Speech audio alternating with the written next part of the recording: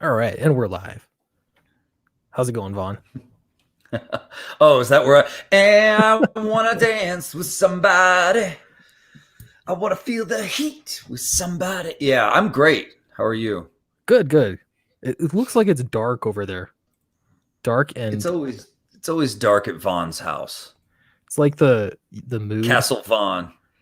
So I've got a It's question. not my mood. I mean, it was a bad day. It was a tough day, but I Well, got some good stuff done. I got some Monster MD stuff done, which felt good. anything you want to talk about? I'm here for you, Vaughn. Um, Or not, that's cool. Either way. nah, Okay, nah. okay. Okay, Life. I got a It question for you. happens. I know Yeah, what's life up? is. Have you ever taken one of those personality tests that Yeah. I don't know what they're called, but my wife made Yeah, me there's a take name. one. Oh Yeah. God! Do you remember what they're All the called? girls are making us take those so they can be like, "I totally pegged you. I totally had you figured out all this time." Okay, Yeah. whatever. Yeah. You can. Yeah, I'm a. It gives you letters. I'm a DICK. I think Oh, I'm a that was DICK. it. Yeah, that is, Oh yeah. wait, no, I'm not a DICK in comics. Someone else has that awesome title. That's a great title. I'm a ENFJ. And I don't know what that means because I've forgotten because it's meaningless to me. Yeah. Uh-huh. But when the girls ask me like, so what was your personality when you took that test? I'll be like ENFJ, and they'll be like, oh my god, yes, Yeah. I see it. I forget It's creepy. I forget what the letters were on mine, but it was in the moderator. I think that was the term, like moderator, and then it had the series of letters that mean nothing to me. Yeah, Apparently a lot of writers are that one. yeah. So anyway, it's Which like one? Me or whatever you? one I am, but I don't remember. Oh, Yeah. you are many writers, Clint. Many writers. Okay. Yeah. Did you read like the celebrities that you are? No, I is that had Johnny. I had Johnny Depp on mine. Oh, It was okay. so stupid. You're Okay. like Johnny Depp, Is that the same a test? guy that wears too much jewelry and eyeliner in public. And what? Yeah. No, I'm okay with Johnny Depp. I'm okay with the Depp. I guess. I don't know. The SJWs tried to kind of hurt him, and then like it got turned around in epic fashion, where like he produced like actual evidence that he was the one being abused by his wife, not he wasn't abusing her, and Yeah. like they were like, we were so wrong. It was pretty funny. Oh man. Go Yeah. Depp. Wife abuse. I mean, that's real. Husband abuse. No, I don't know how you would Yeah. state it, but getting abused. Spousal abuse. There you Yeah, go. That getting works. abused. It's real. Women Anyway. abuse too. Women abuse people too. I see Yeah. it all the time. It's true. We're gonna get into some abuse actually today with some comics abuse, emotional Yeah. abuse. That's if we should change your show name to that from Sweetcast to Comics Abuse with Abuse. Clint. The abuse. Yeah. Yeah, Comics Abuse. That'd be cool. Yeah, let's see. Unqualified Comics says, wait, are we talking about the Myers-Briggs crap? I don't know. I don't think it's Myers-Briggs. That's the thing is there's too many of them out there, and it's too easy to make up a test and say, hey, this is official. I don't know. It's like yeah. at It's my like work, they do the Strengths Quest ones. That's another one, and it's like astrology. It's like, what's your sign? uh-huh. It's like, but it's like a modern day version of it. That's Right. like, gotcha, and it makes girls happy. That's all I know. It's the professional version, and yeah, they have so many different versions of it. Dude, I actually have a story about it. Yeah, let's hear it. But okay, so We're I was talking to a chick on a dating app years ago, and she was into this test. I had never heard of it. She was like, please take this test for me. And I was like, I don't know. Oh, all right. And like, yeah, like she had to know my personality before we could go out on a date. That's weird. And then we went out on a date, and everything I said, she go, that is so what an ENFJ would say. Oh. You are so ENFJ.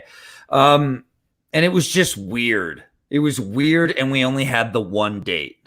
Sounds about right. But she like kept hanging out. She just like kept hanging out, and I was like, okay, all right now. I got to go be an ENFJ in the kitchen. Like I got to go do my like thing. like Gotta on go the do same ENFJ date things. or like days after the date she would come over and hang out? It was no, it was we had the one date, but she tried to make it last days, and I was like, all right now. Yeah. You gotta go now. You gotta and she didn't want to go. She was sitting in my bed just like playing on her phone, and I was like, you gotta get out. Yeah. I'm gonna ENFJ my way out of this. Oh man. And I never dated her again. Yeah, I was like, I don't want to, I'm tired of being analyzed by you and your fucking witch doctor dude who made that up, and his weird hut. Well, and then to have that guide your dating experience or even just your experience around people, just social life, that's a mistake.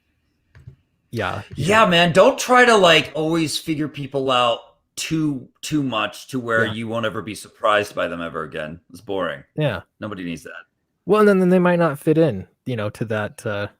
I don't know, that notion or whatever. I don't know. Girls who are really into that are like professionally single, dude. they're like single for a reason because they like. Well, of course, an ENFJ would break up with me. Like they're just right. That was the problem. Living in that world. I can't get a good man. They're all ENFJs. She was dirty though, man. She was a naughty chick, man. And I'm not gonna diss on that. Like I respect that when girls could just like on the first date just be awful. Yeah. Just fucking terrible with you. It's great. I fucking love it. But, sorry. But get out. Get out. But the date ends. We didn't like move in. Yeah. What are you doing? No, you can't use my phone charger. Get out. Yeah. The E in my ENFJ stands for exit right now. You understand me, man? Yeah. The exit's over there. Anyway, okay, so we can talk about comics. I'm instead of okay, dating life. All right, me just being awful. Everybody, if you've got a Vaughn, I've just decided this, but if you've got a date for Vaughn, blind dates, he is accepting now. So go ahead and tag us on Twitter of any pictures or anything like that, and we'll share them on the stream. That'll be good. A man in lunacy. Have you guys ever accidentally dated someone? Whoa. Like you purposely went on a date, but you shared a social circle. So like 6 months later, she's basically moved into your house. That was rough. I was going to say it sounds like a really specific personal experience, but I feel for you, man. Weird. Yeah. That's funny.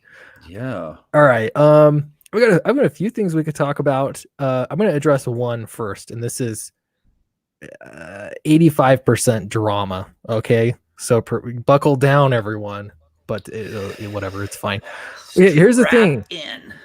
Here's the thing. It's kind of weird because I've been thinking of myself as a YouTuber for so long, or like I'm a guy with a YouTube channel. And then more recently, I've been trying to like shift the gears in my brain and think I'm a creator. I should be acting a certain way because I'm a creator. But the problem is I still have a YouTube channel. And I still do YouTube. And so like, to me, like it was always. So can you marry the creator with the content man? You have to. I mean, that because one makes the other work. You have to. Okay. So my question to you is, what's the right amount? Like, what's the balance? I don't know, man. You know what I mean? That is the question. Well, you know what I mean? Like, are you a culture warrior creator, or are you a creator who sometimes dips his toe in the culture war, hot tub? I don't know what a hot tub make it sound nice. See, hot. This is the thing. It's like when I got into this, I wasn't like purposely like, hey, you know what? I'm gonna fight the culture war. It was genuinely organic. Like I was so furious with Mark Wade. That's essentially what started. I was so furious. I wanted to participate. I wanted to do something about it. And it was personal, kind of. It was a little personal. You had that passion, that fire for it. You know what it's like. You try and get published. It's hard. Yes. In comics, and to have some, doofus mess it up for you. That's painful. That hurts. So I mean, to me, it was just organic.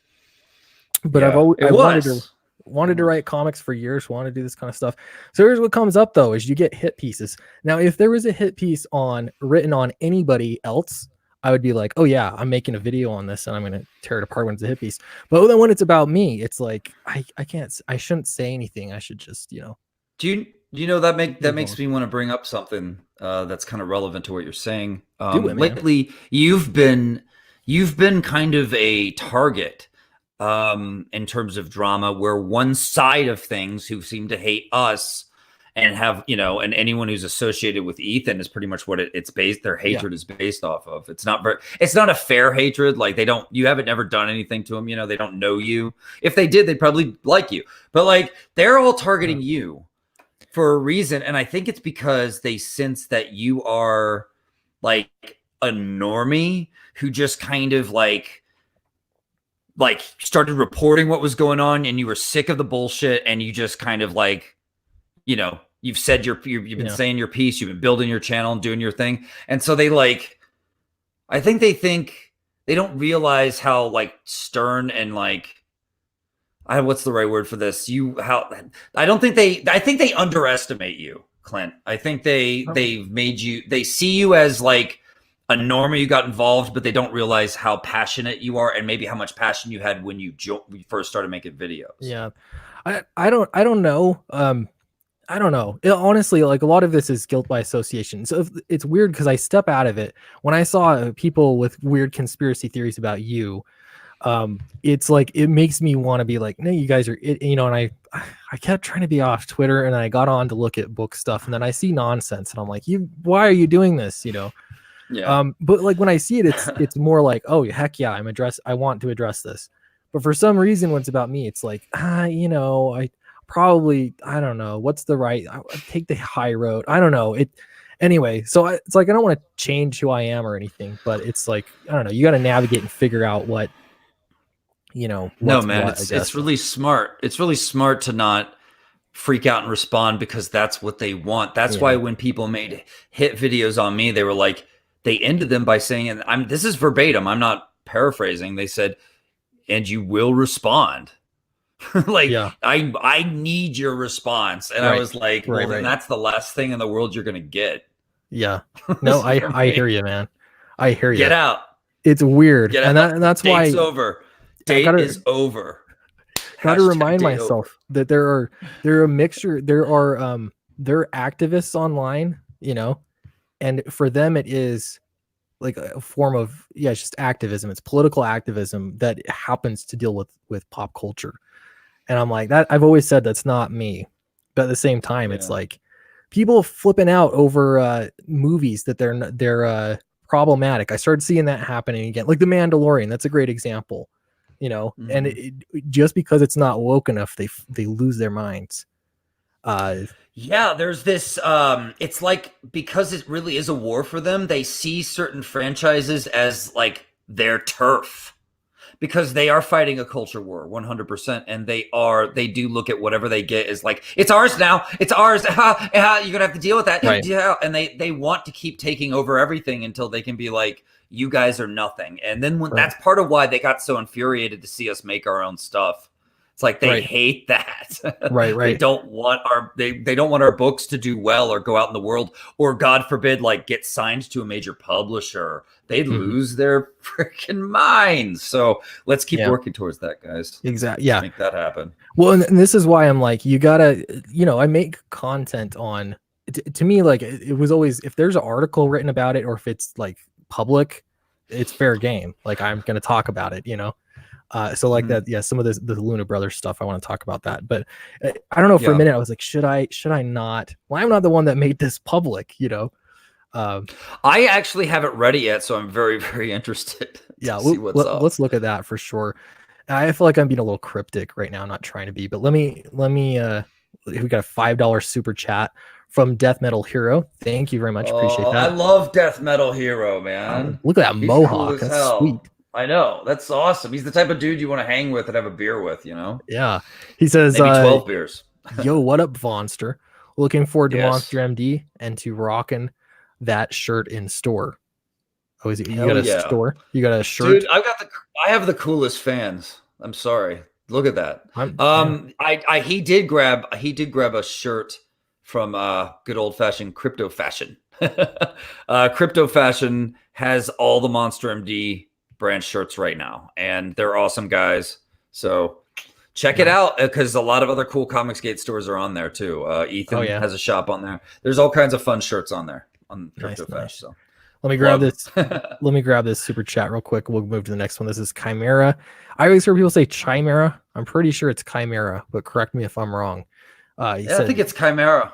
That's what I would think. It says Jonathan Luna is a Chad, also back SOS Volume 1. All right. Assuming that's on Indiegogo. Thanks for that super chat. Appreciate it. All right. First things first. So Wanger did that little debate, and it was actually quite short. He did that debate. Shockingly short. Yeah. We talked about Pocket Jack comics, and I could look at so much stuff, but I just want to, I don't know, just for me, I'm going to set the record straight on a few things. This sounds good. Let's do this. For some reason, he got it into his mind that I was Ethan's PR manager or something. And the more I think about it, I realize that people are coming in to Comicsgate at all different points in time. And so you don't know all the history or anything. But he came in when I was barely, I think it was the second time that I was on Ethan's stream, like second time. This was a year ago. And he did a super chat, and he asked, who will review my book? And it was silent. And I don't do reviews, but it was silent. And I don't know, I was on the big stage. So I was like, sure, I'll do it. So I read, did not know what you signed up for, my friend. Yeah, and so he wanted me to promote his book all the time. I'm going to be the voice of your hindsight. So as you tell the story, I like your hindsight's going to be like, okay, go ahead. Do it, yeah. Yeah, so he's like, so I read his book, and I did a little video on it. Like a little video. It was like 4 minutes long. And then he wanted me to promote his stuff, and so I invited him onto my channel, and I promoted him, and, you know, things were nice and everything. And then every time I got onto Ethan's channel, he would send me a DM while we're on the air, and he'd say, tell Ethan to let me in. And I would say, no, this is not my channel, you know, especially at the time. Like I wasn't, you know. So you were trying to have proper etiquette. That's it. Like, because you're polite, you were trying not to hassle Ethan, to help someone who might be hassling Ethan themselves. For all you know, you don't know for sure, probably, but you know it's not fair pool to be like begging to get in this guy and that guy when Ethan doesn't have him on as a regular, you know. Yeah. Well, yeah, essentially, and I never would ask for anybody. I think down the road, like I know Ethan a little bit better now, you know what I mean? And so I have suggested some people like Eric Weathers, like, hey, you should have Eric Weathers on your stream. I don't know how many people were saying that, or if he really listened to me or not. Eric did get on though to help sell his book, and that was great. And ultimately, his channel, his decision. I've always said this, but that is how it started. But you wanted to get Eric on, and you did that of your own accord because you were trying to help him get his book out there, and he, you know. He didn't tell you what to do or ask. He never asked me. Yeah. So that's a different scenario. It is very different. And it ended up getting relentless. So then it stopped. Okay. And then he was just posting stuff like openly on Twitter and all this. And I don't want to grab I could have grabbed it, but Data Racer clipped it all and like put it all together in some nice thing. And I was Data Racer rules. Yeah, he's good at what he does. But I'm just like, man, like this is not how you do it. This is not helping you. This makes you look bad. I even sent him a direct message like, hey man, I understand it's frustrating, but anyway, so he didn't like that, and he took that as me being some kind of PR rep. So like, I should share my screen. I don't know why I think I'm sharing it, but I'm not. Here we go. All right, so this was on Bleeding Fool, and this was back in July. And I saw this, and this is if Bleeding Cool did the same thing or Bleeding Fool, it doesn't really matter. It's just being posted. And this was the first time I looked at this, and it was, Comicsgate. This is Preston's article. This is Preston's article. Yes, he wrote this, and then he's got his. I remember seeing this and not reading the whole thing because it was such trash. But Right. all right. CG, Warhammer, EVS. They're so bad at memes. Their memes never like really resonate or make you laugh. They're just like they're stupid. It's literally they're full of bitterness instead of truth. No. You know, full of bitterness. Yeah. And he was using them as his little platform to attack you guys because he's a petty little rich guy who gets sent like what over $5,000 a month. He's a trust fund kid. It was revealed on Winger's stream. Yeah, and he's open about that. Well, and he's said that before. But it's I'm just glad like he's open. But I mean, I feel like this guy's used to getting his way, and he's used to getting a lot handed to him. Right. You know. What and he should he gets $5,000 a month. Like he could make so many good comics with that. He should be happy as a clam. I'm sorry. Like when I got invited onto Ethan's, all right, I had already well funded my book, and it was like over over $30,000 funded, and I was like, you know what? I did well enough. If I get on Ethan's, great. If I don't, I don't. In fact, I had kind of given up. I was like, maybe my book doesn't have what Ethan's looking for. And I'm not bitter about it. I'm not angry. Like, I'll find another way to promote my book. You know what I mean? When you're focused on your book and doing well, you're always thinking of other ways. I'll prove it to you that I'm not just talking shit or whatever. Like, at the same time, I was wanting to also get on Doug TenNapel's channel. And Doug TenNapel, and at that time when my campaign was going up, he was breaking away from Comicsgate and doing the big rift had started. And so he wouldn't even, he went from being friendly with me, or at least on, decent terms, to not even responding to me. And you know what my response was? I might have even mentioned this to you, but I said it in some chats. I said, you know what? Like, if that's what the way Doug wants to do things, that's the way. I'm not going to be mean or bitter about it or publicly give him shit about it. I'm not going to try to make him feel guilty about it. Like, it's his choice. It's his channel. And if, and it made me sad, but I was like, yeah, but then I moved on. You know what I mean? That's normal adult behavior. This, making a Comicsgate weekly show. I mean, shit, man, ex-girlfriends are more subtle. This is fucking nuts. I know that's, yeah, and for the most part, it was just like, I just ignore him, and that actually worked pretty well. But then it's like I get on Facebook, and then he's saying stuff. And anyway, so you know what?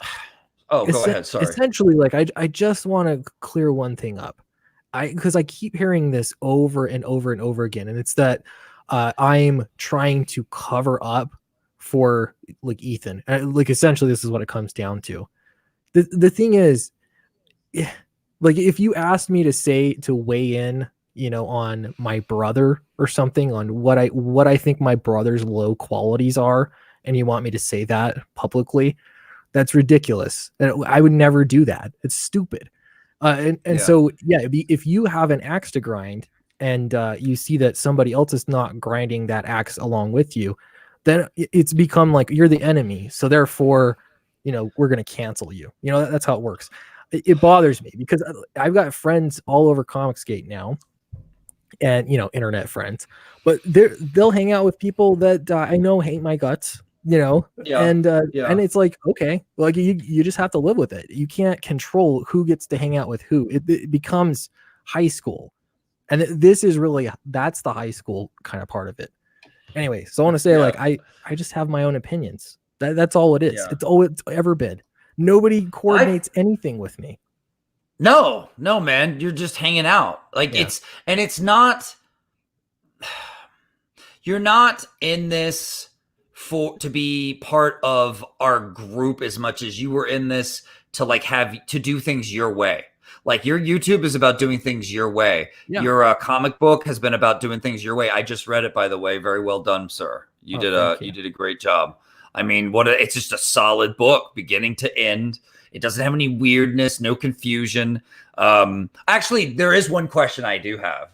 Ask, because I don't know if I missed it. I might have missed it. Okay, so if I had to give a critique, one question that came up was they seem to be really good at using this gravity grapefruit that they get, the orb. Yeah, they're really good at using it to do cool things pretty fast. Is there really clear dials on that device attached to it, or is it like Like, because she was Yeah. straight up like on the phone, like making the whole city like tilt or something, or was she just making the It dude was- tilt and she was like intimidating a dude? Yeah. It was So so cool. It was so cool, man. it was supposed to be the building and then him. Okay. And the Okay. part is, it's like I wanted to convey some of this a little bit better, but it's like it is kind of restricted by the page count. I hate to say, I know that's like Yeah. not really an entire excuse there. So, but like the idea is they're across the street from the Yeah. building, and so they can, essentially affect it from there. Okay, yeah. So as long as they're in the right radius, they can use the orb and somehow target things. So there are a somehow. ton of questions about the orb. They could have, dude, like they even knew what they were doing. They could have brought the whole place down, man. They're nuts. I love it. Yeah. Well, that's what I thought. Like, it's this power that they don't really know how bad it is, how powerful it is. But the thing is, so many people have questions about it. I did want to mention this too. So I've mentioned this, that I'm doing the classified history of Strata. I was going to initially make it a separate book, and I don't want to. I just want to make it the same book. So I want to have, essentially, the book will have 2 stories in it. A continuation of the story, and then it's going to kind of be, I'm working this out, but it's going to kind of be like almost like mockumentary style, but in a comic format. I don't know. Nice.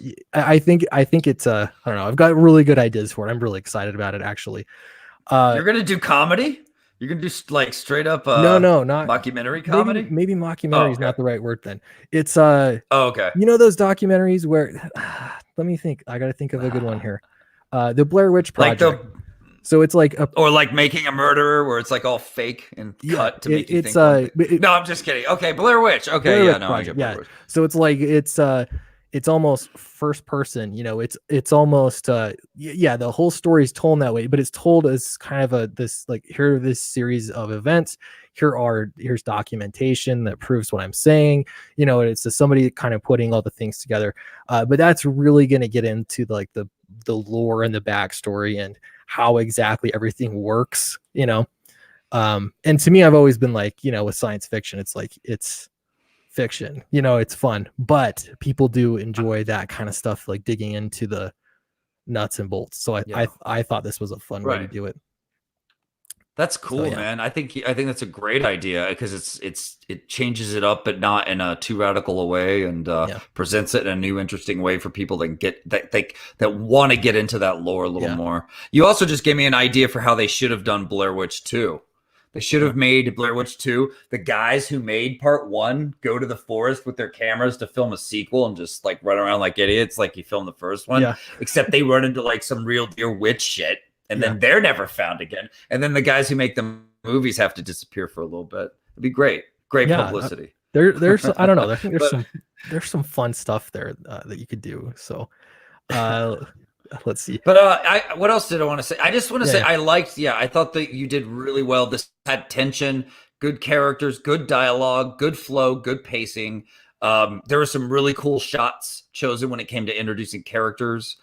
Some of the action felt like kind of like classic adventure movie action, maybe a little like The Mummy, or like one of those it's a little Indiana Jones flavor mixed with that's actually good. Totally what I was going for. I'm glad that's the it's like the original Star Wars trilogy, Indiana Jones, like those kind of things where they're more family fare almost. You know what I mean? They're just fun. They're just fun. They're timeless. Like that's kind of stuff I was going for. But Vaughn, you'll have, because I know you're a really good writer, smart guy. So maybe even after the stream too, I'd love to pick your brain a little bit. I got totally finished with the next script, and I'm like floored. Like I was like, okay, I gotta do better, like raise the bar. I'm really excited about it. So isn't that the great thing about the piece is like, I'm going to outdo the first one. It's fun. It's a good challenge. It makes you work a little harder, put a little more passion into it. I think after I finished Monster MD, I was like, man, I've got all this momentum. You get this writer's momentum. And I was like, bam, bam, bam, bam, like Heidi's backstory, done. And then I was like, dude, this feels too good. I'm chasing the dragon. Let's smoke another one. Bam! Shinobi Sasquatch versus Monster MD. Done. Yeah. And then Eric Weathers was like, do you want to maybe do something someday in the future? Like maybe when we're like old and gray on. And I was like, bam, turning in a script to you today. Like, all these scripts. It was awesome. It's been fun. That's cool. So man. yeah, and Shinobi Sasquatch versus Monster MD is got this energy to it that kind of outdoes even Monster MD in some ways, and that's part of why I'm excited for that. And then tonight I'm kind of jazzed because it was a bad night, it was a bad day, but we end on good things because I get to make comics, and that's what I like to do.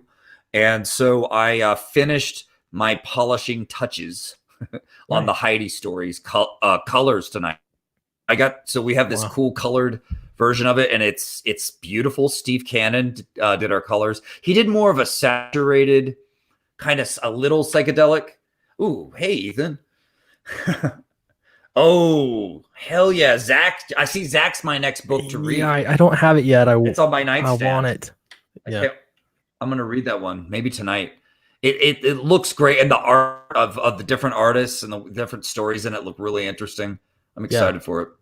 Oh yeah, I'm stoked, anyway, man. But yeah, did we need to go back to Preston? I didn't mean to get too off track here. That was basically. I just wanted to say something about him. Okay, because I just wanted to say like it's sad because part of me, that little part of me, that little black heart inside is like, if we met him at a con, we could probably all just shoot the shit about comics and be on friendly terms. It could be cool. Like we could hang out, we could chat. But like, there's this weird, I don't know if it's entitlement or what, or just envy. It's so weird. He's wearing this T-shirt on that YouTube, that picture you just had up of him says White Lily, and he's got a little White Lily button, and he's like, my book's here too. We totally probably would have embraced it if he just kept up the good work, right? Like, it's like it looks terrible or anything. Like it could have been part of us, but instead he's like, screw all of you. I'm gonna write horrible pieces attacking you. I don't know what his goal is, what he thinks he's gonna achieve. Yeah. It just seems like a much ado about nothing.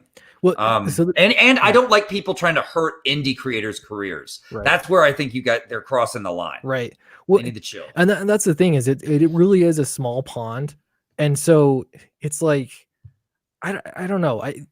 When people are spreading misinformation, like blatant, like provably, and that was.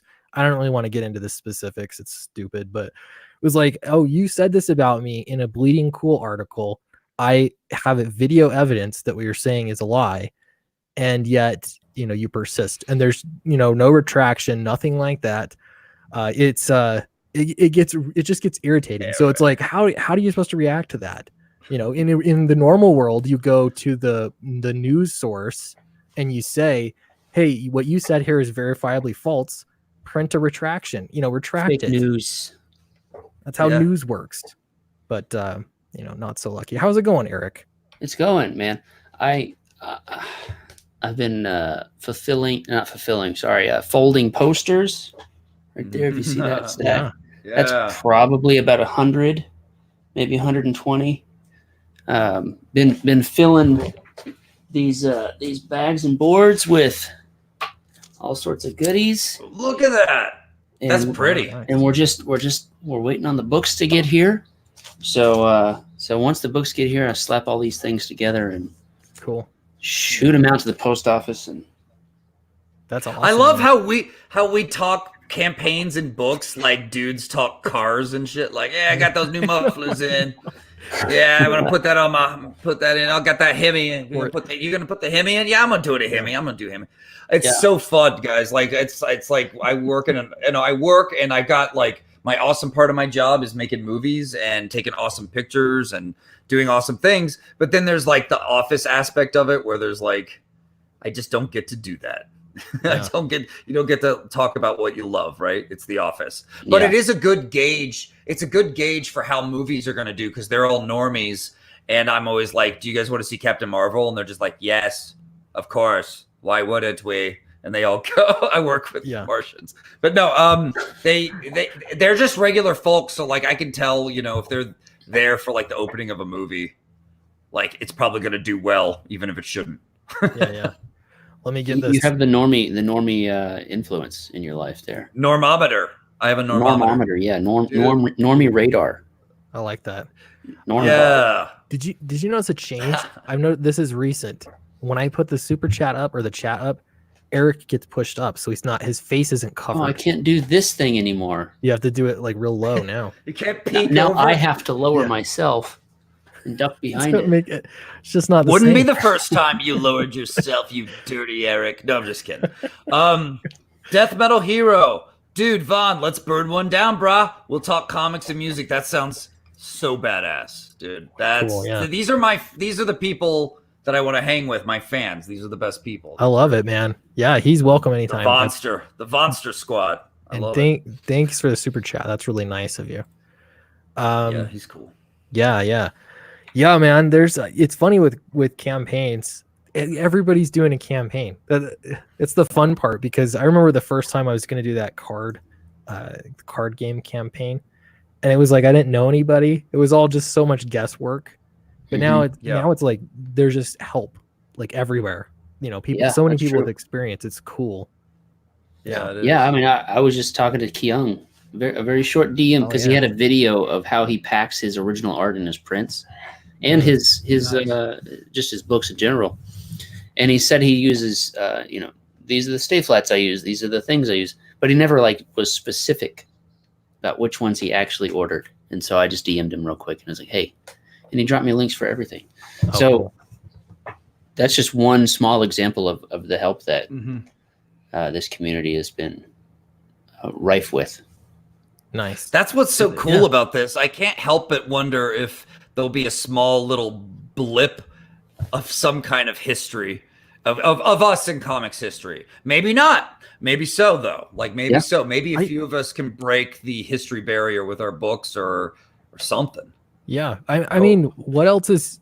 This is Ethan unrivaled in indie comics. I mean, because the internet is part of it, but I can't think of another time when indie comics, like regular people, even you've got pros and then you've got newbies all coming in at the same time and really doing some remarkable things that existing pros in comics can't do. You know, like specifically with crowdfunding. It's impressive. It is quite impressive. Most impressive. Yeah, indeed. Yeah. Oh, I got to tell you guys.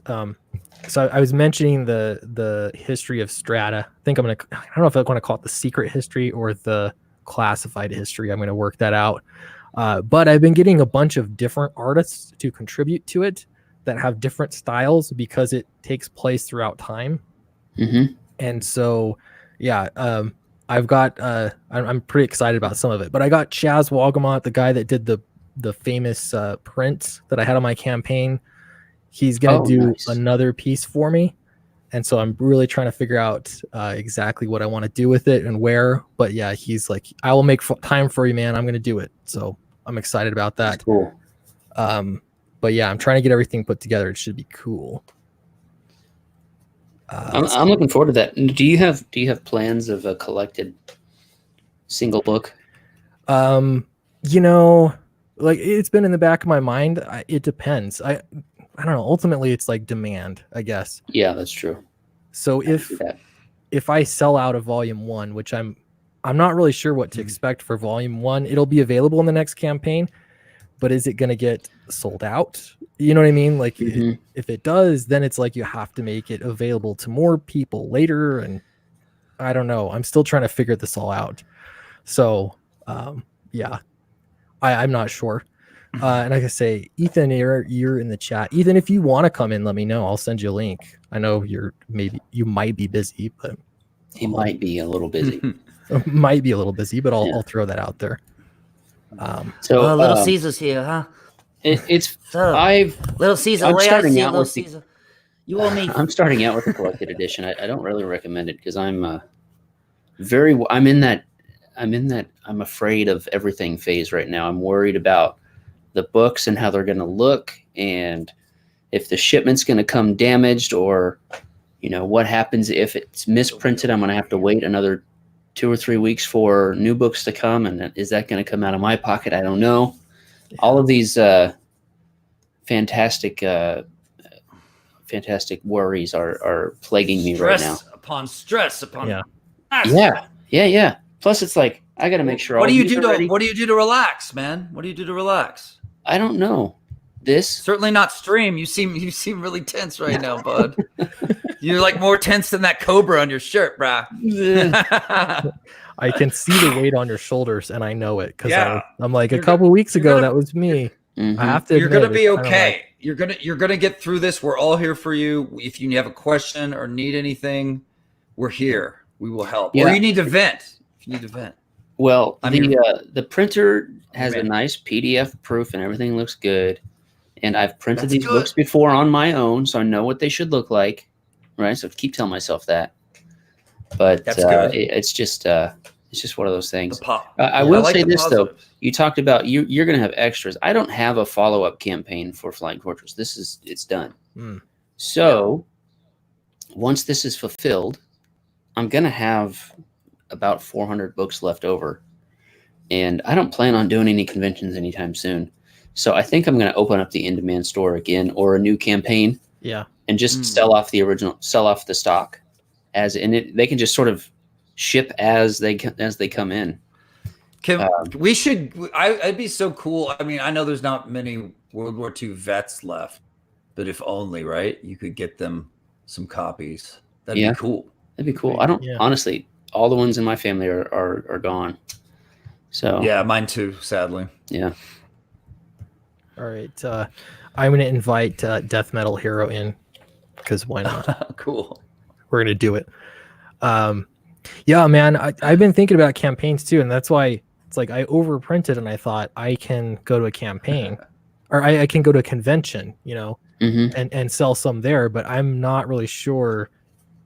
After this next campaign, how many I'm going to have left? I don't know. It's like part of me. I hope they all sell out. But on the other hand, I'm like, then I don't have any more first. You know what I mean? Yeah. I guess it's better just to sell. I Sell is want always an better. honest answer. Honest answer. Do you Yeah. guys think I'm crazy to make my next campaign not Monster MD and to do something else? I think that question is hard to answer without seeing the reception. Yeah, Okay. that's Okay. true. Yeah, I'm pretty confident in Monster the MD. easy thing to do that would be safer, less risk. Monster MD 2. With what I want to do though, like I know it's going to be one of the most badass things I've ever done, and I feel confident and I have passion for that too. Is it? I mean, I'm still nothing's changed on Monster MD, but Is this the Black Terror book? it's got Can I ask? yeah. That's it. Yeah. I want. Uh-huh. I want you to do that. I do. Yeah. Yeah. Well, yeah, if I don't do it, it's one of those if you don't do it, you're going to feel bad. What up, Vaughn? What up, Hey! Eric? What How's up, it going, Clint? man? How's it going, y'all? Death Metal up, Hero, man? welcome. What's up? Good, man. Thank you, sir. Good to see you. Good to see Dig you, the man. shirt. Thank you. This is my Evil Ernie shirt. I made it for Halloween a couple of years ago. Yeah, I went as That's Evil even Ernie. more. I like it even more now, Yeah. man. I grew up loving Evil Ernie, man. Love Fuck it. yeah, Polito's one of my boys, man. Whenever I go to a show, Yeah. we talk about metal for at least a half hour. Yeah, That's awesome, good shit, man. man. Yeah. Brian, Sweetcast, I love your That's channel, cool. man. I love your Wow. videos. You got a good Thanks. perspective on shit, man. I love listening to you. thank you. I really appreciate that. Yeah, Hell yeah. dude. Yeah, Brian Polito's, he's one of those guys that I'm like, I gotta talk to him sometime. I would love to interview him. That'd be cool to pick his He brain. knows a Yeah, they're lot cool. about this industry, man. Yeah. He's a smart dude. He's Yeah. been doing this Yeah. for a long time, and he's one of the pioneers of this crowdfunding shit. You know what I mean? Yep. Like, because Oh, he's been doing that Lady Death thing for 4 or 5 years now, and had a I bought a shit few ton of of them. success. Yeah, I've backed every single one of his Lady Death campaigns. Oh, awesome. Kickstarter, yeah, and it's good The stuff. first what booth chick, whatever you call those things. I don't even know if those are Booth legal babe? anymore. Booth babe, yeah. Yeah, first birth babe I ever had my picture taken with was Lady Death, and it was like $5 or $10 for a freaking Polaroid picture, and it's like me and a police. I'm like in a tight police shirt with a little blonde ponytail in high school, like in my acid wash jeans, like looking all 90s out Hell and shit, yeah. and like I think weird. And the rogue the Rogue Booth Babe like hit on me. It was like dude, I love cons, but there was no cosplayers there in general, you know? Mhm. It was just a bunch of nerdy guys. It was just me and a bunch of other guys with ponytails back then. It was so funny. Well, it's before cosplay hit the mainstream. Right, exactly. Yeah, it was still small time. But it was still fun as hell. Jeez, I got to like sit and talk to Arthur Adams for like 30 minutes. Dude, I love Art Adams. He's such a cool dude. Yeah. It changed my life, man. It was amazing. I got to talk to him at Boston Comic Con 2011 and had him sign my sketchbook. You know, nobody was sitting at his table. I got to meet Joe Kubert at Boston Comic Con 2011. Like nobody was at his table. Like everybody was down the hall. Like in line for oh god, I'm having a brain fart. Frank Quitely. There was a huge line for Frank Quitely, but nobody was at Joe Kubert's table. And I'm like, are you fucking serious? So I went up and had like a conversation with Joe Kubert for 45 minutes, just talking about comics and art and stuff like that. It was amazing. Yeah. That's cool, man. Great. Yeah. It was a good time. It was a good time. Yeah, I seriously, I want to do some conventions. I know people are like, you don't make money, but it's more like, I just want the experience. Well, you can definitely make money. Just sell a lot of prints. Yes, Eric's right. Is it weird though if you're the writer and you didn't do the art for the prints? Isn't that kind of weird? I mean, as long as you got the artist's permission, you should be all right. Not if it's and not if it's your IP. I mean, you have to sell your IP. Yeah, if you're the creator, people will still want it. Okay. Mm-hmm. All right. Well, that's good to know. You know, I mean, for me, books are good to sell too. But. Exactly. Like for me, conventions have always been about like, I want to meet the person, the face behind this name that I've been reading, in my comics for years. Mm-hmm. You know what I mean? Like I want to go up and be able to meet like Greg Capullo or Dave Finch or Ethan. I want to be able to go up and say, hey, I dig your shit. I dig the work you've been doing. Thanks for doing it. Please, sign my book. Something like that. But Absolutely. just like get to talk to them. I just did that recently. I recently did that with Lou Ferrigno and Sam Jones, who played Flash Gordon. What up, and Art? The chick who played Dale. Hey, Art. Art's right. Art knows. RT Bear knows. But dude, I met them and I was just like, I was like in awe. I didn't know what to say, and usually all I do is talk. So it was weird for me. But yeah, man, Ferrigno seemed a little like moody. He seemed like a little pissed off. He's slightly deaf, so he has a hard time hearing. So that might have been. It's like, I wonder if it's like Beethoven, where like he was mostly deaf, and like it can make them seem like moody or antisocial, but they're not. You know what I mean? They're just dealing with some stuff. Yeah. Totally. I have a Lou Ferrigno Hulk shirt that he signed for me when I was at San Diego one year.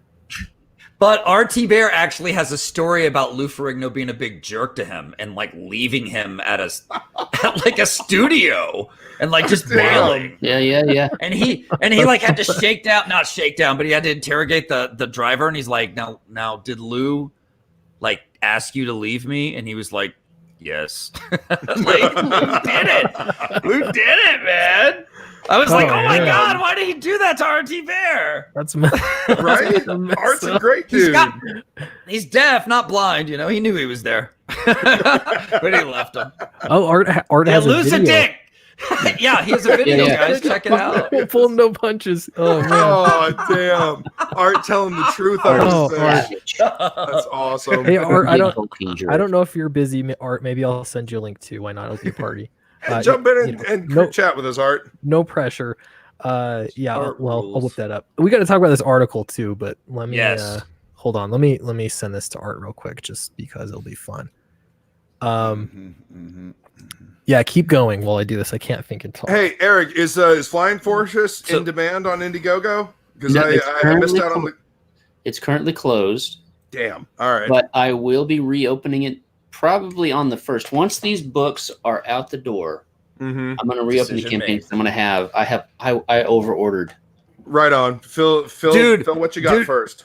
Dude, you should call your campaign Flying Fortress the Second Bombing. It's not a bad idea. It's not a bad idea. Second bombing run. Nice. The way I see it is if I, instead of reopening it in demand, but set it as another as another campaign, set the goal at $1, and then I'm instantly in the algorithm with the first sale of a $35 book. It's 350% funded. So word. Right out of the bat. And it's just selling off what I have left. So yeah. It's like you might and that's really what the intention of an in-demand store was. It's so weird because it doesn't get used for that specifically very much, it seems like. Yeah. But yeah, even for me, I'm like, I don't have anything that people can buy right now. And that's that's not good. Right. See, I feel like that's the benefit of Indiegogo over Kickstarter. Yeah. Like put it in demand, let people order the book. That way they can jump on it because, they have an opportunity. Absolutely. What up, RT Bear? Hey guys, what's up? RT Bear, what up, buddy? Great to see you. What's going on? Hey, Clint, thanks for the invite. Oh, yeah, anytime. You guys are having a lot of fun, man. I couldn't resist. Oh, yeah. It's great to have you on, man. And, and you know what? And Lou is a big hulking jerk. Yeah. I'm not kidding, man. It took me a while. I struggled with doing that video because I was like, I don't know. Everybody loves Lou Ferrigno, and I was like, no, man, that guy's a jerk. Let the truth be told. Lou done art dirty. He did me big time dirty. Damn, man. Do you need to expound on the story, or I don't know? I can let your audience know in a nutshell what happened. Yeah. Tell us. Was it in San Diego? No, this was Wizard World. I got hired to do like a Wizard World tour. And so what they did is, I don't know why they chose me, but they had it was in Austin, Texas. And so there's a TV show called Good Morning Austin. And so they thought it would be a good idea to put me and Lou Ferrigno on the show to promote the next day. Actually, it was the same day. The convention was the same day. So this was Saturday, the morning of the show. And so we did the morning show. And so I knew that Lou was kind of against picture pirates. He didn't like people just taking pictures and stuff of himself. But you know what? I'd gone an entire career without taking one photograph with anything or anybody that I ever thought was cool, right? So I have all these experiences, but I don't have any photographs. So I told myself at this moment in time, I don't care if it looks uncool or not, I'm going to take pictures, right? I'm going to take photographs. So I'm on the morning show. I'm kicking ass, right? I got this whole dog and pony, right? I'm showing artwork and things like that. And I'm drawing the picture of the Hulk, right? And so the host, she's just talking to me more than Lou. And so Lou is between the two of us. So she's actually talking around him. You know how you kind of have to lean into talking side neck. He's a big guy to talk around. Yeah. So she's like, what are you doing? I'm drawing the Hulk. And I hold it up. And then Lou's like, that's not the Hulk. I'm the Hulk. And I'm like, damn. You wanted to get dirty, homie. Yeah, so he's getting a little territorial with the character that he didn't create. And so anyway, so the end of the show. And so I told the lady, I said, you can have this. I go, this is for you in the show. And she goes, well, I'll put it up, because they had the wall behind them. It looks like a living room or something like that. So they have photos and stuff. So she said, I'll get it framed up and I'll put it up there. And I was like, oh, cool. And I said, do you mind if I take a picture? And she's like, sure, no problem. And then she's like, Lou, and she brings Lou over.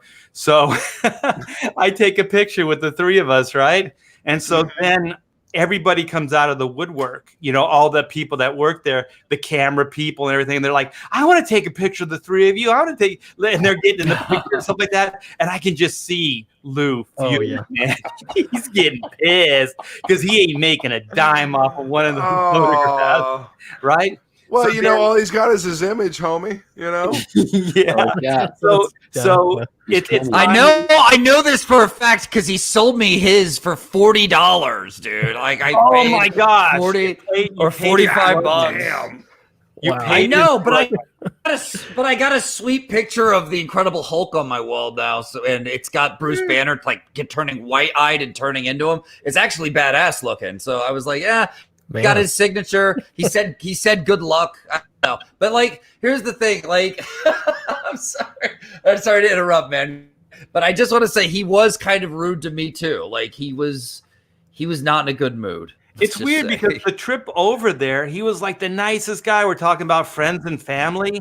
And then, well, anyways, I'm just going to jump to the ending. He left me stranded at the movie studio, at the studio there. He just took off in the limo. So while I was turning and getting all my artwork and my dog and pony all collected, I went out to get in the car. I thought it'd still be there, right? Because Lou wasn't there.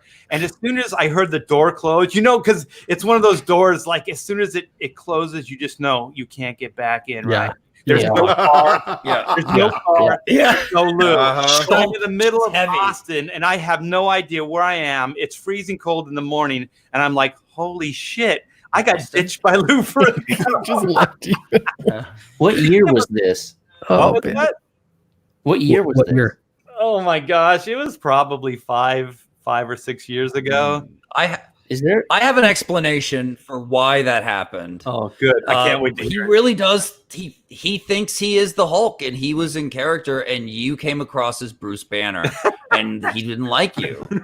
That's what happened. Yeah, that's it. That's it, Ron. I like that explanation. That sounds right. That may have been the Hulk ran from Bruce.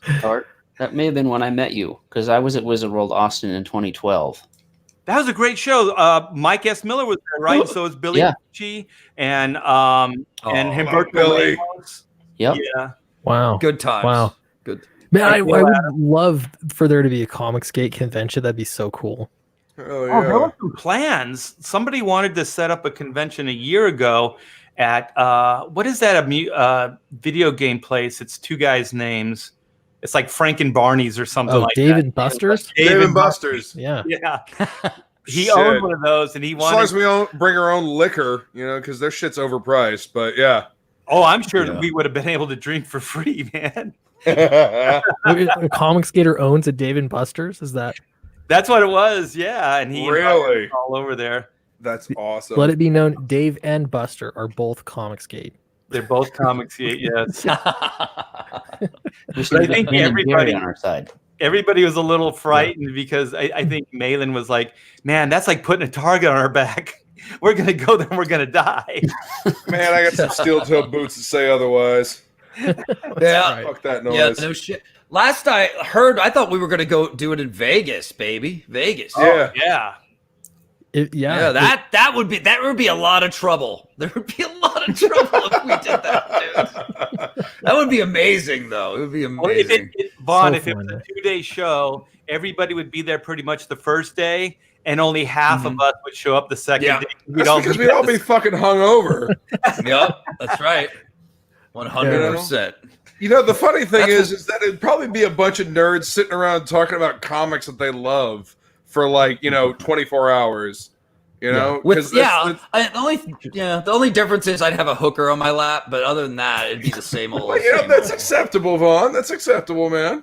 Yeah, it's Vegas. How much to pay you just to sit on my lap for the convention? I don't really want to see you after. We don't have to do anything. Are you really going to be talking lap, comics the whole time? Yeah.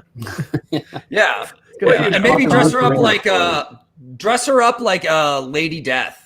And if someone comes by and goes, "No booth babes," we'll be like, "It's okay. She's an escort. She's just hanging out with me. She's my arm candy for the evening. Fuck off. I paid for her. This is legal. Booth babes not legal. Escorts legal. You understand how this works? Booth babes not legal. Fuck off of that shit, man. Yeah, they're not extinct, right? There's still booth babes in the world, right? Man, I went to a cock convention. Car shows are there's tons of them. At car shows, yeah. I just meant about comics, yeah. We had car shows, at our first convention, we had a booth babe at our table because Andy, the co-creator, his friend, Caitlin, Vaughn, you saw these photos. You'll see him in the book. She is a model, and she posed for photos for the Bombing Betty nose art. She's hot. And that was that was sort of let's get people to come over to the table. Caitlin, come with us. That's the whole point of a booth babe. It worked. Yeah. I mean, Did it work? Sold out, so. Dude, that's amazing, man. Who's going to be your next booth babe? Because I'm not going to do it. But here's the thing. I don't know. Here's Vaughn. the thing. Maybe you should reconsider. Here's the thing, dude. You should have used those pictures to sell your book. You would have made it's not like she's naked or anything. Like you're like, aha, your nipples will make me money. Like she was dressed like a cute, cute little bombing. Yeah, she's cute, like a cute little bomber chick, and like looks like the nose art. I mean, she looks great. She did a great job, man. Maybe I'll do it on the relaunch. Hell yeah, man. Bomber Well. babes Bring her in, are fucking delicious. You should do a Bomber. calendar called Bomber Babes. Yes. Hell. Well, Ooh, that's I can sick, see I Bomber. mean, it. DC did $7 that now. DC Yeah. bombshells. That sold well for them. So shit, why not? Oh yeah, You know? yeah. Those were cool. Yeah. Love it. We should do Comicscape bombshells. Yeah. There's an idea. Can we? Yeah. Yeah, we've got Heather Swain. We've got Heidi. We've got And is this all the- photography or is it or illustrated? Ooh, good question. We could do it like Yeah. the old 90s. Illustrated X-Men- will X-Men, fly under the Illustrated. radar. Sports Illustrated. Yeah. Yeah. Yes. Yeah, What that'd be Eric cool. said. Illustrated will fly under the radar a lot better. Well, you know what we Photos, should do is we should do like Marvel used to have the swimsuit edition. We'll do the Comicsgate Yep. swimsuit edition, and we'll all Yep. do pinups of our characters. That'd be fun. I like it. Back be when fun. comics were fun. Yeah. Let's Yeah. bring it back. Bring it back. Who do we talk to, Seriously. Vaughn? I mean, that's what this whole thing's know. about, right? A renaissance for comics, making it fun Yeah, again. yeah. And then we could have Yeah. a stretch goal where we actually are the models. So No, it's like you get No? Eric in a Or we could have Granny- the, granny We panties. could have the anti-comics gate. You know, we could have Tim Doyle in his onesie. Sorry to Listen, I You're have off- not had nearly enough whiskey for that shit, dude. You're off the tube. Those nips alone, those pepperonis in the night, just okay. people pepperoni, like spicy. So- it. That would We be should- easy. We It should would be probably get easy. to this article, right, and avoid the nip anymore. Yeah. Doyle and a thong talk. You guys want to talk about this? Oh, Jesus, Vaughn. No, I know. So Yeah. this article, Demons yes. out. Demons out. All right. Exercise. This is a whole other level of cringe. But yeah, let's get into this. You guys hear about this at all? You know, Joshua Luna. Okay, I'll read the headline here. Okay, brace yourself. Joshua Luna accuses brother and ex-business partner Jonathan Luna of theft, emotional, and physical abuse. No. Dude, the Luna brothers were fucking great. They did that series called Girls for Image back in the day. That was an awesome series. Yeah, Anybody ever read that? I've not read it. Yeah, Oh, it was really good. It was like Invasion of the Body Snatchers, except like eggs that hatched these really hot girls that went around and murdered people. Basically, it was an awesome horror anthology. fun. Yeah, it was Oh, a good fun. series. Oh, that breaks just my wanna- heart, man. yeah. Now they as hate. a One was the brother- writer, one was the artist. Yeah, Right. yeah. To Oh, me, that's sad. it really is sad. I looked at this at first and I was like, what? And every time, I hate that this is the world we live in, but every time I hear an accusation of abuse, I strongly question it because most of the time it's just bull. Mhm. Well, I mean, a yes, lot of innocent- these especially- accusations have been proven false. So Especially when they say emotional abuse. I mean, come on, all brothers emotionally abuse each other. I know. We I was knew. gonna say We knew. my brother could cancel me. I think my brothers could cancel me, and My vice brother came at me versa. with a knife.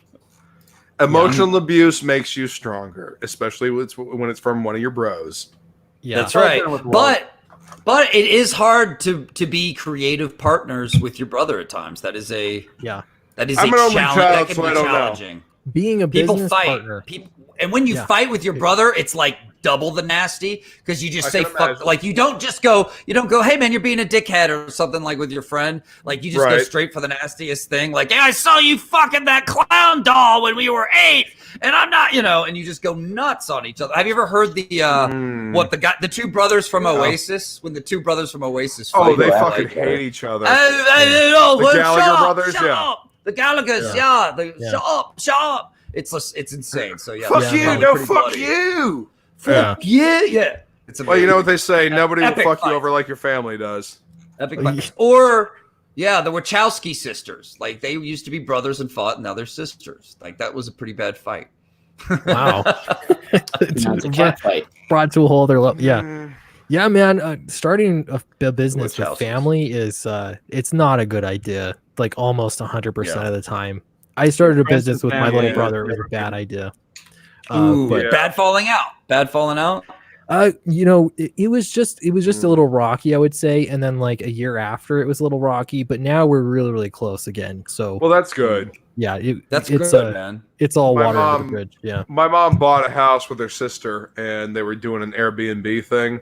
And my mom's sister, my aunt, who's a complete cunt. Sorry about the language, but she completely fucked her over. So yeah, we're getting into business with your family. Not necessarily a good idea unless you really know them and you know what kind of person they are. Right. Yeah. Right. Yeah. So let's compare and contrast here, because we've heard both from Joshua Luna and from Jonathan Luna. Mhm. And I found this interesting too, as to how they both picture their relationship. This is interesting.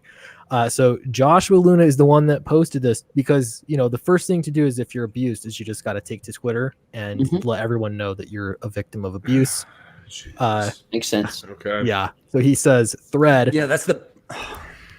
Sorry, that's just the best. That's the best way to communicate, is it? Like Right. that would be the last thing I would. I wouldn't say anything on Twitter If unless I you was posting. want attention, that's Yeah. what you do. Yeah. You're like, you know what? Disgusting. This thought that I'm having, this ought to be public, like for everyone to know. That's the best idea. right Totally. now.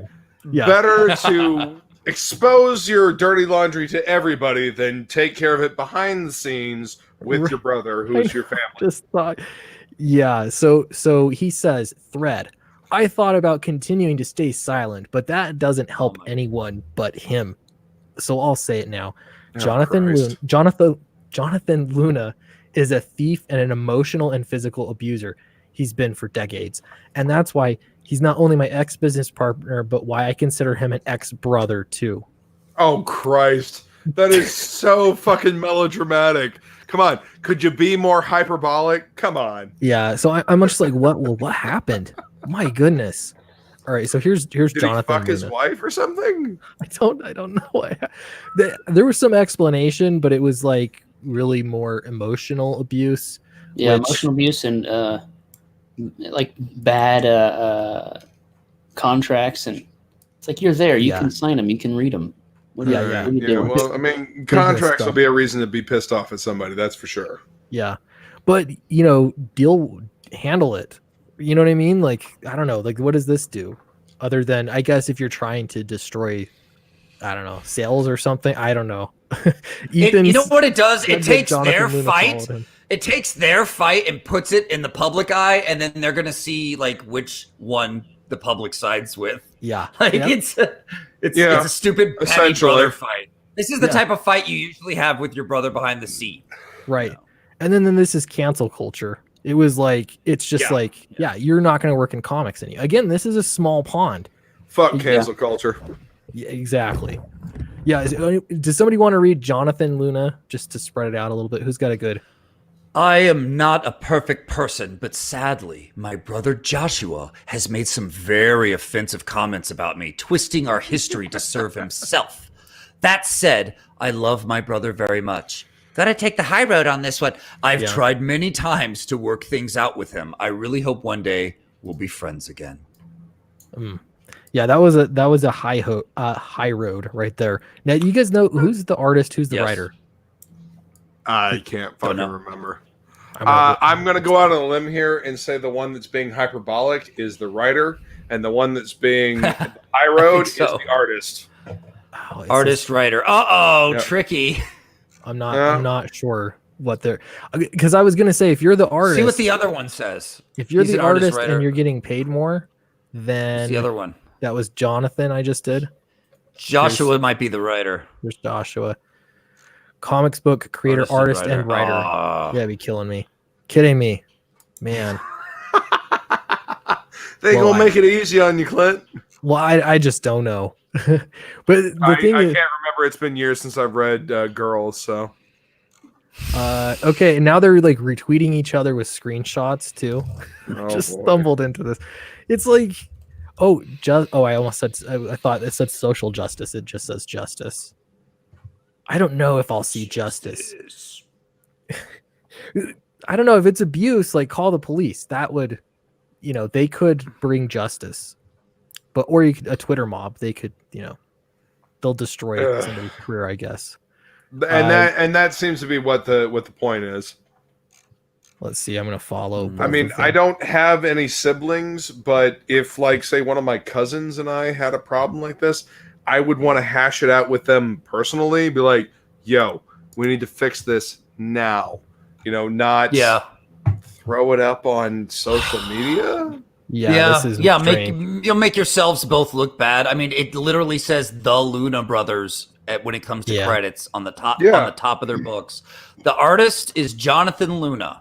And the writer is Joshua, so that was right. The one who's accusing his brother is the writer, and being melodramatic. Joshua is the writer. Called it. Wow. Yep. 100%. What's wrong with writers, Vaughn? We got a problem. Well, yeah, we talk too much, and it gets us into trouble. Happens all the time. Or you guys got away with words. Thinking too much. We do. Yeah. We do, but it's a double-edged sword. You got to know when to shut the hell up, too. That's what I try to do. Oh, don't be so hyperbolic. Okay. Yeah, and don't air your dirty laundry in public, even if it's nasty and you feel like doing it. Have some discipline and think about, this is your family, this is your future. There's no need to. Right. I don't talk about my shit with my brother. He's in Looney Tune. Yeah. Well, do these guys even have a future? What have they done recently? Yeah. Yeah. It's like vague booking. Yeah. Like, oh, I'm going to talk about this thing that, some people might know on Facebook or something like that. It's like, no, keep your shit to yourself. Keep your personal shit out of it, because ain't nobody want to hear that, And, except us. You're just going to have. Let's go deeper. We're talking about, Except us, because we want to read the drama. Yeah. Let's get the Luna brothers on that couch and let's psychoanalyze them. Yeah, we could fix this. We could fix this. We'll mend this family. We're gonna get these two Lunas back together in no time. The Loonies. They do some good work together. I will say that. Yeah. I don't know. Staying silent. Oh man, he just goes. The other thing is, Joshua was saying all this, and Jonathan. You look at his, and it's like, it's tidy. I mean, you guys like balloons? Yeah, it's just not normal. Like here's comic pages. Here's, and I don't know either of these guys. This is just like a cursory glance, and right. I don't know, man. What is the impression that you get from this, Clint? What is the impression you get just by looking at their Twitter? What's the impression you get? I think it's this is typical cancel culture. That's what I think it is. Oh, dude, now we have someone accusing him of stealing. Like swiping? I can't see the screen very well. Swiper, no swiping. Is that what I'm looking at right here? Even though I didn't mention even though I didn't mention her in regards to theft, the co-creator of John's current book, Lauren Keeley, posted this on my professional Facebook page. I understand the desire to protect a book you've worked hard on, but she liked John's statement, making her stance on this abuse clear. And then she says, "Hi, Joshua. I am the co-creator of the comic book series that I think you're referring to. I just wanted to say that the characters and themes in the series are as much my ideas as my co-creators." Yikes. You know what's funny, though, too? So Ethan said that he followed, is it Jonathan? I'm getting it mixed up now. He followed Jonathan, the bully. Yeah. And Jonathan Luna followed Ethan back. What is that? What message does that send? What message? I don't know. Jonathan Luna must follow you. Yeah.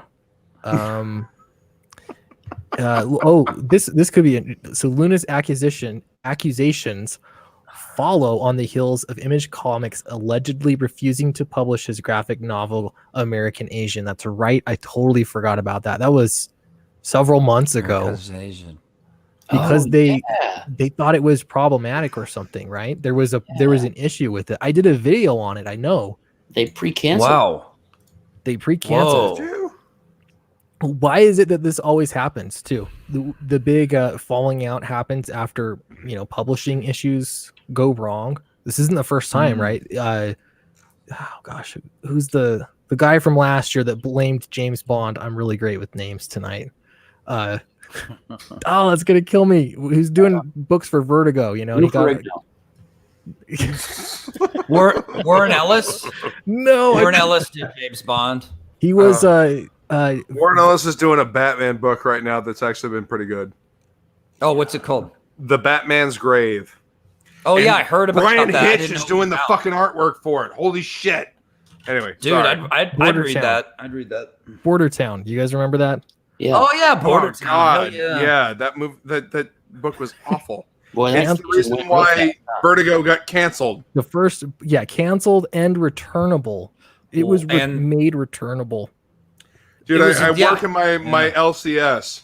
Like I've been shopping in this LCS since I was 10 years old, and I finally, I've been working in it for 3 years, and Border Town sold like shit.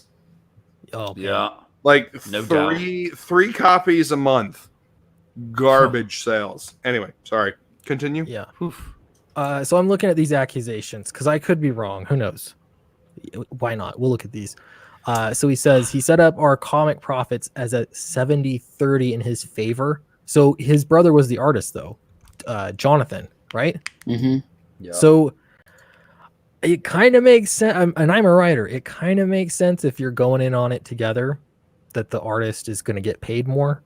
Well, Because even Marvel and DC page rates and royalties are structured that way as well. So if Yeah. you're an artist, you get more royalties and you get a higher page rate than most writers. Yeah. That's 'Cause because essentially it takes a lot he's- longer to pencil a page than it does to write a page. Right. Yeah. Your level of commitment is a lot longer. Yeah. Right, Yeah. right. Mhm. Yeah, and if you were financing the whole thing or something like that, he was just paying his brother a page rate. That's different. But again, this is why doing it with family is such a sticky. I almost said problematic, but that word Well, has I been mean, taken. Unfortunately, yes, yes. The social justice warriors have kind of co-opted that word, but it is unfortunately the accurate term for Yeah. this. It is. Well, Yeah. the thing is, if the normies hear that 70-30, they're going to go, oh, they're partners. They should make 50-50. They don't understand that the level of time, commitment is different for a writer and for an artist. So Yeah. they don't even understand Dude. that. So you could manipulate people Yeah. pretty easy with Yeah. like that. Yeah. The other I thing can is, I can write 20 pages in a day. Okay, an artist a good artist will do a really good 1 page a day, an entire day of being at that table. yeah, It's I it's mean, endurance, and man. That's if they're putting their heart and soul into it. They actually want to make it good. I mean, some It could be half-assed more than a day. artist. Seriously, I mean, but some half-assed artist could probably crank out a couple of pages a day. But I mean, are they really putting their effort into it? Are they really putting their heart and soul into it? Do they want to make the page look good? yeah. You know, The other Yeah. the other thing that gets overlooked here is there was a contract, right? I mean, you would decide this ahead of time. It'd be one Yeah, thing. they agreed going into it. Exactly. Yeah. Yeah, if it were after the fact and it's like, oh, by the way, you're only going to get paid 30% when you were working for 50, that's a totally different matter. But I don't know. Even if when that's a begged- contract you signed, then you can't really bitch about it afterwards. yeah, and my guess it was like a handshake kind of thing. I would guess. I mean, they're brothers. and No. I don't know. Again, it's not a good idea. Not a good idea. Let's see. He goes Yeah. on. Even when I begged him to increase to 60-40, all checks and contracts still went to him. I was at the mercy of him cutting me. Oh, he did say he pushed him and punched him too. I've got Jesus. a confession. I've got a confession. And to he- make, guys. That's And normal then he said, brother stuff, though. I couldn't Exactly. share my personal art on social media, but he shared his creepy personal photography that featured girls tied up with rope. This sounds like a kid tattletaling to his mom a little bit. This is weird. yeah. Hey, now Mom let's is not kink shame Mom is nobody. Twitter. Yeah. That's So that's the other thing Shibari too. is a cool is a cool kink, whatever. Continue. If you It's don't true. have if your accusation that your headline accusation isn't strong enough, then you got to add in. This is not the first time. I'm trying to remember that letterer that got thrown under the bus. The guy that was total schmuck to Alterna Comics, Michael Myers. Yeah, Who the when fuck would ever be a schmuck to Alterna Comics? Peter's You'd be awesome. surprised. Micah Myers. Oh yeah, I remember that. Yeah. Yeah, he he got canceled too by all his own friends, and it was the same kind of thing where it was like, hey, he did X, Y, and Z wrong, and by the way, and they just throw in these other like things to, I don't know if they're like character assassination attempts, you know. He shared creepy pictures. Like it's just this laundry list of unrelated things. Oh no, I'm thinking of somebody else. What's that? I'm thinking of somebody else. Maybe it was. Well, was it? There are too many people that there are too many people gone crazy. Too many. Yeah, just too many. Michael Martin. Yeah. Too many weirdos out. Something tells me. Too many weirdos. Something tells me we're gonna see. Yeah. Something tells me we're gonna see. Jonathan Luna put out new art in the future, and we're not going to necessarily see Joshua. I think the Luna brothers are going to, unless they can get it back together soon. They're going to be Luna sisters. Yeah, that's how you know when a fight is epic. Yeah, I don't know. I feel like the Jonathan Luna's probably going, "Oh God, you're just being a little bitch again, such a melodramatist." Like, and then he'll be like, "Please, I'll do 2080." I always wanted a sister, and then the other one's like, I always wanted a sister too, and then the next thing you know, one of them's like, I always wanted a dog. They're getting their junk cut off. Mom, where's the knife? First manicures, it'll pedicures, then the full snip. It's coming. Full snip. The full snip. Whatever. Luna Sisters sounds better marketing wise anyway. It's. Oh man, sounds like two cool I have witches. to say, kind of reminds me of the Mothra twins. So yeah, sure, why not? Mothra, nice. Every time you date a goth girl, her cat's name is Luna. Okay, go ahead. Yeah. Sorry, I just got to say, I said Micah Myers, and I'm not sure on that. I could be wrong. I'm mixing. I don't know. I'm just trying to recall things. So I'm not accusing Micah Myers of anything. Let me clear that up. Yeah, you said letterer. Okay. Okay. The comedian or the serial killer. Sure. Yeah, I'll look it up. But see, when I state something that I'm not sure about, I'm going to retract it and apologize. There we go. How dare you be responsible? It was me that said Micah, and then I was like, wait a second, because the way you were talking about it was like, maybe I'm thinking of something else.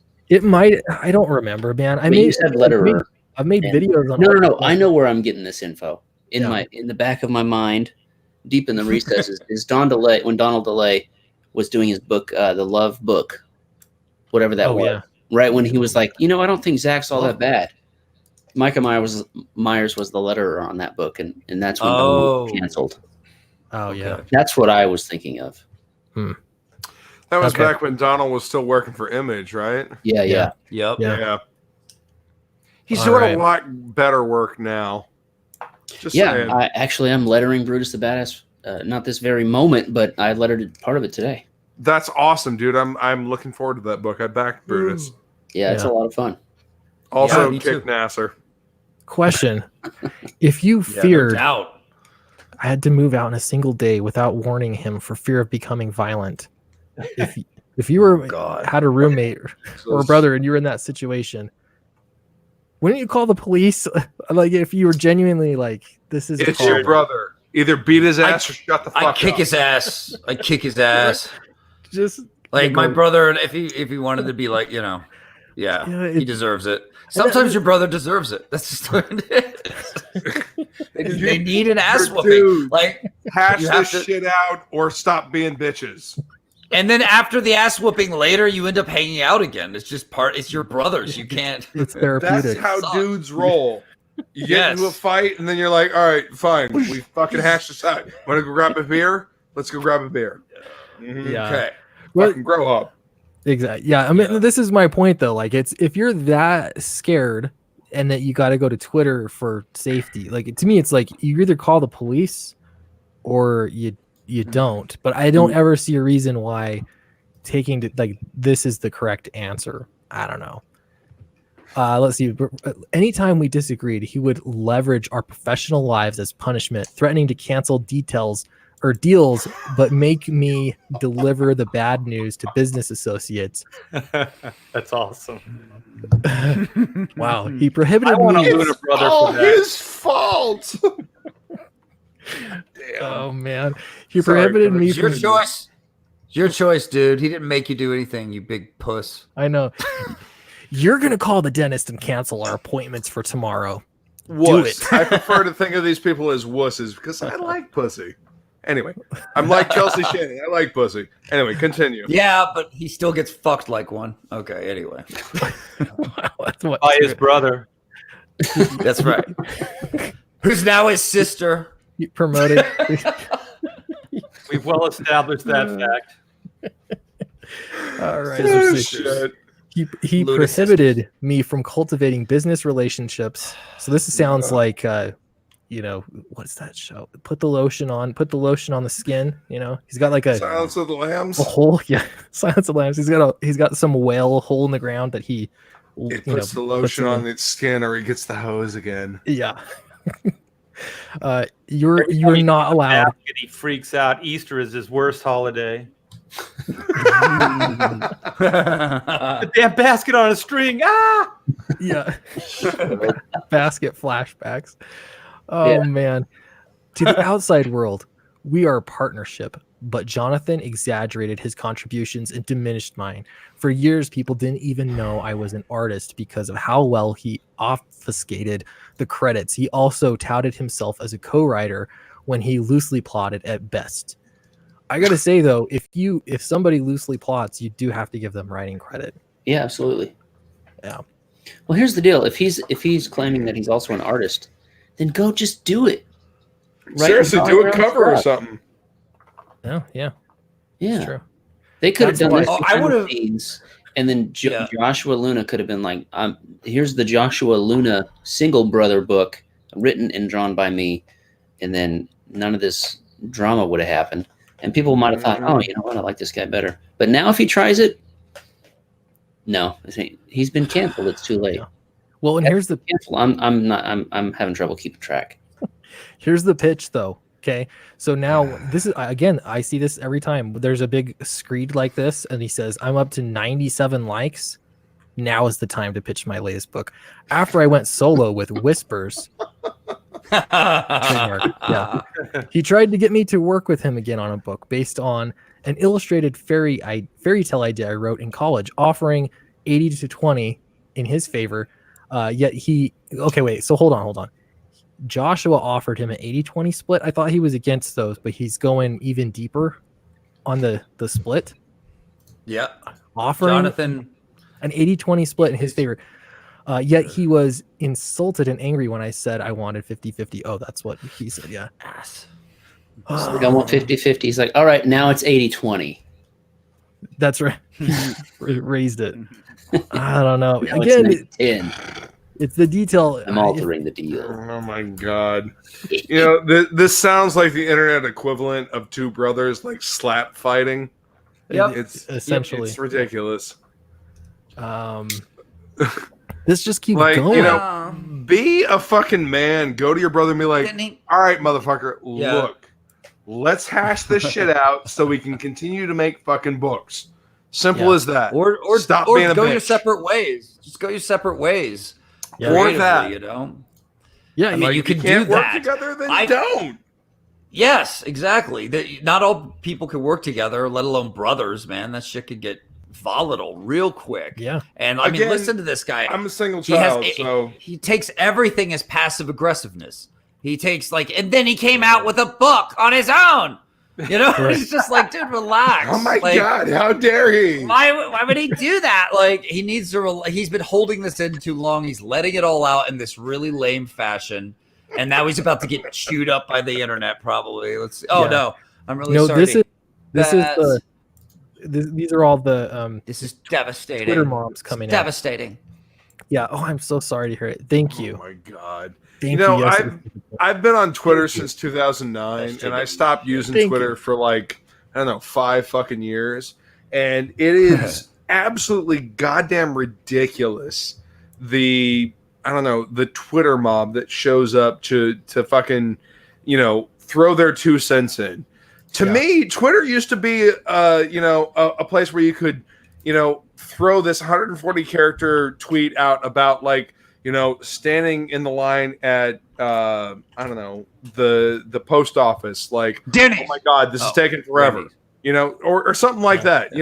Just something random. But now people bitch on Twitter. It's like, Yeah. really? Why are you doing this? You know, I think It's part of it silly. might honestly, Twitter became when you're taking a crowd. that customer service thing for a while. Where it was like if you had something wrong with with some company or something, and if you had a big enough following, you just had to say what happened, and then they would swoop in because of the bad PR and try and fix it. Yeah. And I think Well, that's you could actually have a handle reality on of how Twitter has turned out to be. Is like this is where we come to complain about things. Right. it. Yeah, But I it's like post funny things that make me chuckle. yeah. Yeah. No, it's unfortunately it has turned into that. Same reason I got off Facebook. I mean, I have a Facebook account. I don't even check it once a week, but it's like you get into like these weird family things and political posts of people fighting, and it's like this isn't fun. Why am I even here? So I don't get on Facebook. But yeah, Twitter's like you can use it. I mean, it's good for networking and stuff, but Speaking of the good side of Twitter, hit that link in the private chat.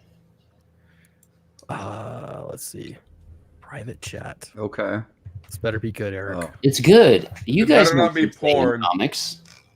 Let me see. Here we go. 6 a.m. Comics have been doing Oh. Comicsgate characters all like on this giant mural now. It started with like Oh, is this 6 a.m. comics? yeah, so Yeah, he's drawn Nice. Flying Fortress. he did Flying Fortress today. I've been digging his shit, man. So check out this video. Can we get sound on this? You're gonna have to start over. Start from the beginning. Oh yeah, here. I gotta stop sharing Yeah. and then do the share and the audio button. Yeah, But I he never- did a cool shot of Doug rocking. He looks a little bit like Death Metal Hero. He's flying on a cog and he's rocking it, streaking across. Doug from Chrono Mechanics. Yeah, this guy's pretty good. Oh, cool. Yeah, so Hell he, yeah, he did man. like a live. He filmed himself drawing Steven Reynolds from Flying Fortress, and then he dropped some fat beats. So Sweet. check this out. Turn it All up. right. Here we go. Speaking of fat beats, have you heard anything that Fragaboom's put out on his videos? Mm-mm. Dan Fraga? Oh These my guys god. can collaborate. Talk about earworm. Like his Fragaboom theme gets stuck in my head all the Oh. time. Yeah, Nice. seriously. Nice. Anyway, yeah. You All should right. check out his Couch Doodles. Good shit. I Anyway, gotta, yeah. Is it Dan? Oh yeah. Yeah. Gosh, it was good. yeah, Dan All Fraga. Let's I'm gonna play this. Here we go. What's up, y'all? They were drawing a little Flying Fortress by my man Eric Weathers. Eric Weathers with the sexy letters. We're gonna drop some bombs on Nazis. Oh shit, here we go. Drop bombs on Nazis, as well as these fat beats. What? Fly, super fly. We're gonna nuke some Nazis in medieval times, while Captain Stevie Reynolds do a gangster fly rhyme. Gonna scribble doodles while I get these fly rhymes. Oh shit. Drop bombs on Nazis. These are going to eat your heart out. That's awesome. What's up, y'all? Yes. That's rad, man. Bravo, 6 a.m. Comics. Thank you So very much cool, for man. that. It's a great drawing Dropping too. that hot shit. Awesome. That's so cool. Yeah, man. I love this is the rats. kind of stuff I love. You can get tagged in. Everybody's been like redoing the Sweetcast theme music too, and Mhm. that's been so cool. I should probably find it. They keep making them, and then I keep meaning to show them and forget. Maybe I'm gonna look here for a minute. But Dude, yeah, it's, that kind of stuff is heavy best. version that you did on the on one of your videos, Yeah, dude, that was good shit, man. I enjoyed that. But I mean, I have a predilection toward heavier music, so that's just me. Hits the name. Yeah, Let's see. exactly, Yeah. exactly. Hey, share my screen. I'll Give me that show heavy everybody shit. the final. you got it. You said Yeah, Loud. Want it loud. yeah. So here's Oh, Stevie Ooh. Reynolds, as he calls him, and he has it. He drew him. Yes. It was a bit of a Where's Waldo to find him because he's done so much. He's right there in the middle. Dude, that Yeah, thing's he's been right there in the getting middle. more packed. He's in and the more middle. packed. Yeah, that's watched cool. it since the beginning. Yeah, I mean he's got There's there's Doug Doug in up the there. upper left-hand corner. Yeah. There's Doug right there I rocking mean it. everybody's Hell in here. yeah. so cool. There's the umbrella guy over in the right one. Yeah, that's Yeah. cool. Oh, Got that's Brand, cool. you got Cyberfrog. Cyberman and Blanket Boy and Red Rooster. I mean everybody's in here. It's Do we- fantastic. Everybody, is there any Downcast in there?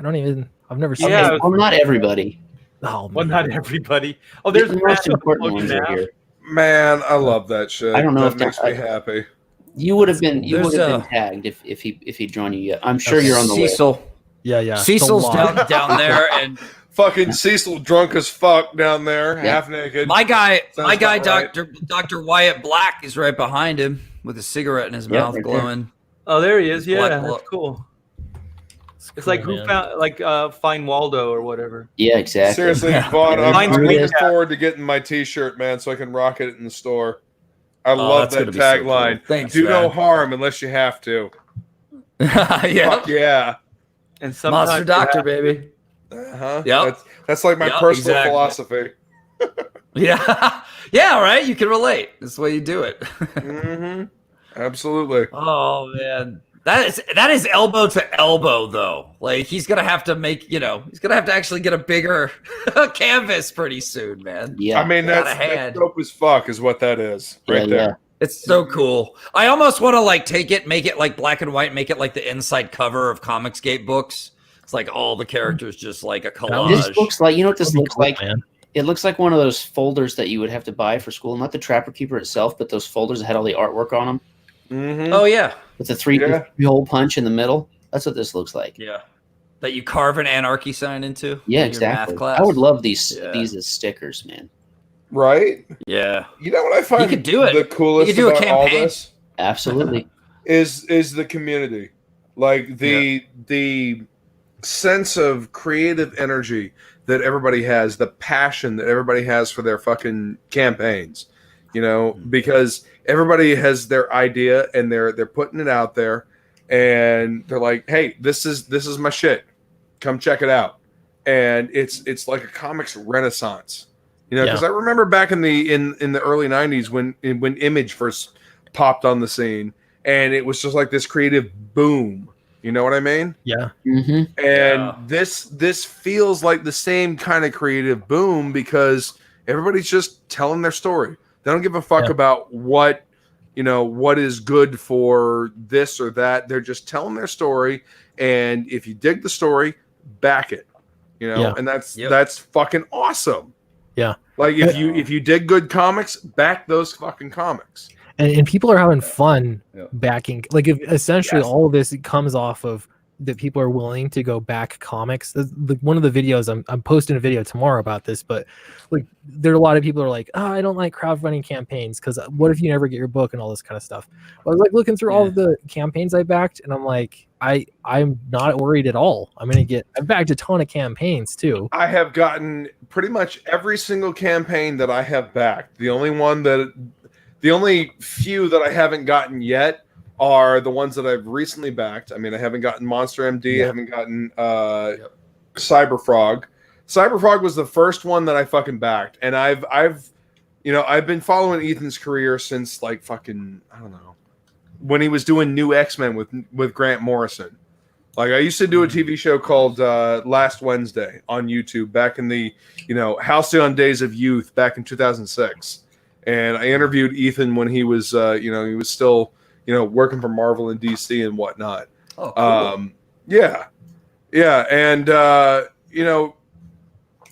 was the first Indiegogo campaign I backed, and then it kind of opened me to this world of different crowdfunding campaigns that all these people that love comics, they have a story to tell, they are passionate about their story, and they want you to check it out. Yeah. And that is what I'm all about. I mean, I work in my LCS, and it's a shop that I've been shopping in since I was 10 years old, and I absolutely love working there. But there is more passion in these crowdfunding campaigns than I see in the pros that are putting shit out through previews. Yeah. Now I understand that a lot of these pros are passionate about, selling their work through previews, but they don't talk about it. Yeah. The crowdfunding campaigns? Yeah, go ahead, Clint. I was just going to say there's something about having, like, you have, it's on you. Like, it is your responsibility that it's just natural. You rise to the occasion. It's on you. No one's else is going to do it. And all the pros working for major companies, they're like, well, it's not my job. So, it makes sense. Like, of course they're not. Man, fuck that shit. If you got a book coming out, talk about it. Be proud of it. I know. Like Von Klaus. Von Klaus is proud of the lucky. shit he's putting out. Aren't you, buddy? Hell yeah, man! I am like the luckiest guy in the world right now. I'm having the best time. I've done a lot of creative efforts over the years, everything from bands to like graphic design, t-shirt design, whatever, man. It's all built up to doing this well and getting to do things on my terms, make my vision come to life. And I've had my vision mutilated and just stomped on and ripped apart so many times, and even changed into like SJW propaganda, that the fact that I get to do Monster MD at all is like a miracle to me. And I like think every day I get to work on it, man. Art, you were going to say something. Oh, I was just going to say, when you work at Marvel and DC, and the hardest part for me was coming over to this crowdfund arena, is that I am used to those guys being the mouthpiece for the projects. So it's a little for me to learn that these things are either going to survive or die based on you getting the word out, being the mouthpiece for the project itself, because there isn't a company or a corporation that's going to do that for you. So if you don't speak out, then it just goes away. And, you know, for somebody like me that's got 35 years invested in the mainstream, it's kind of tough. It seems like it's easy, but it's a little tough, because I keep thinking, well, somebody's going to do something, right? You are the brand, man. Like you have to sell it. Oh, I know. Man. You got to get people excited about it. Hell yeah.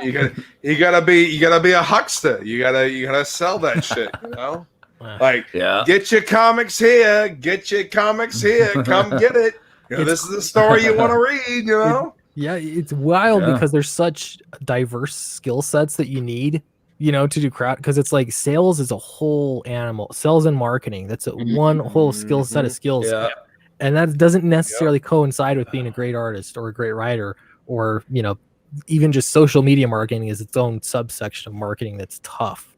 Well, there's even part of me that thinks like, oh, the project should just sell itself, right? It should be self-evident. You put it out there, it looks brilliant, you know, and then it should just sell. But things don't work that way, man. Some people need a little nudge, you know. They get eyes on it. Push. It's exactly the amount of eyes you get on it is proportional to some of this percentage of sales you make as you go. Yeah, absolutely. Why a lot of people are asking us questions now, like how many people viewed your campaign, because they're trying to figure out what our what was it like the rate of people who backed, the conversion rate. Yeah, like people are studying up on that. But yeah, it does correlate, and it's like, be a little whore about it. That's what I do. Like I was on Facebook plastering it. Yeah, man. Never been more excited about anything in my life. Like on Facebook, I'm on forums. I'm like, the art is so cool. Like Monster MD is so damn cool, you guys. And there's so much people haven't even seen yet that I can't wait to get it in your hands so I can hear what you think of how crazy things are about to get in that book. So it's just the best, man. It's one of my favorite things. Don't be afraid, I guess. Just don't be afraid. Vaughn, is that you're not shy about sharing the pages, man. There's a lot of content up there. So you really get a great sense of the book and everything, and I like that. And I'm trying to do the same with Chrono Mechanics, where there's two rules of thumb, like don't show them anything and just like leave them wanting more, or let their imagination. But then there's the other school that's like, no, show it to them, get them excited. And so I'm starting to adapt to that. Like not less is more, but more is more.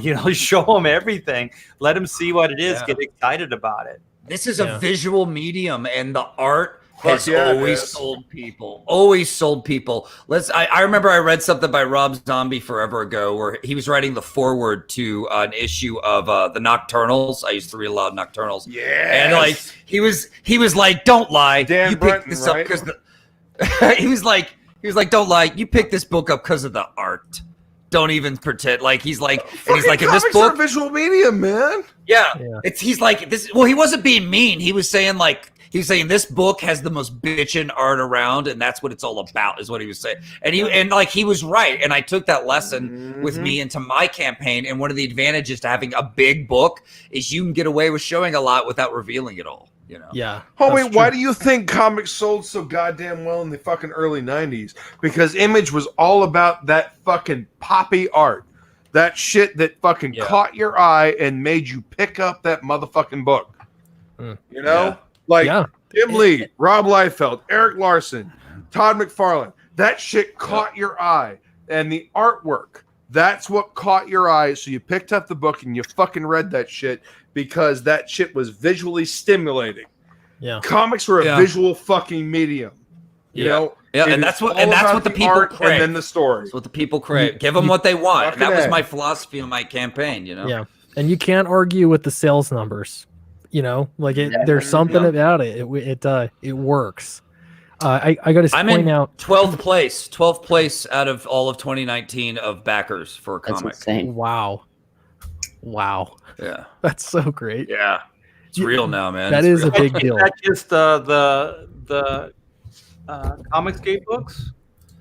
I think that's out of all the comics on Indiegogo in terms of number of backers. I'm a 12th. Oh, cool. With Monster awesome. Hell yeah. That's so great, man. Yeah, this is the other thing. The other amazing, rewarding thing, like I see here, Junkyard Dunn is saying in the chat, I still need Cyberfrog 2. Downcast made it to Japan, opening it right now. That's so cool. Like, it's in Japan. That is awesome, man. You know? And it was like cool shipping all over the world, and just knowing like the pure like market penetration, you know, all over the globe. So cool, man. Dude, Clint, I gotta be honest. I am looking forward to your next campaign so I can grab Downcast 1 and 2 because I missed out on your first campaign, man. Oh yeah, right. That's smart. Yep. I appreciate that. Looking forward to it. Seriously, it's going to be available, and yeah, I'm like, I would just decided like I'm committed. I'm doing the second part, and I'm going to make it. Vaughn, you inspire me because you get. Like I read some of your writing. I'm like, man, he's like going for the throat, you know? Yeah. And so I'm just like, man, I'm going to pump this up. So yeah, I finished the final draft of the script for second part. I'm so excited about it. Oh, hell yeah. So fun, man. I love it. It does feel like there's this bullpen. So they call it bullpen effect, you know? Yeah. Where it's like, you're doing this thing. I'm doing like, it just makes me want to up my game, you know? It's awesome. Yeah. SJWs don't have it. They don't have the creators effect, inspiring one another, man. Yeah. Yeah. They just have the Twitter effect. Like, oh, did he like my tweet? I don't know. Oh my God. He was emotionally I can't pay abusive. my bills right now. Please help me. Maybe I'll eat roaches again this week. Emotional abuse. Yeah. Okay, I got to show you this song. This is epic. Yeah. Here we go. Make sure. Let me know if the audio is coming through. Yep.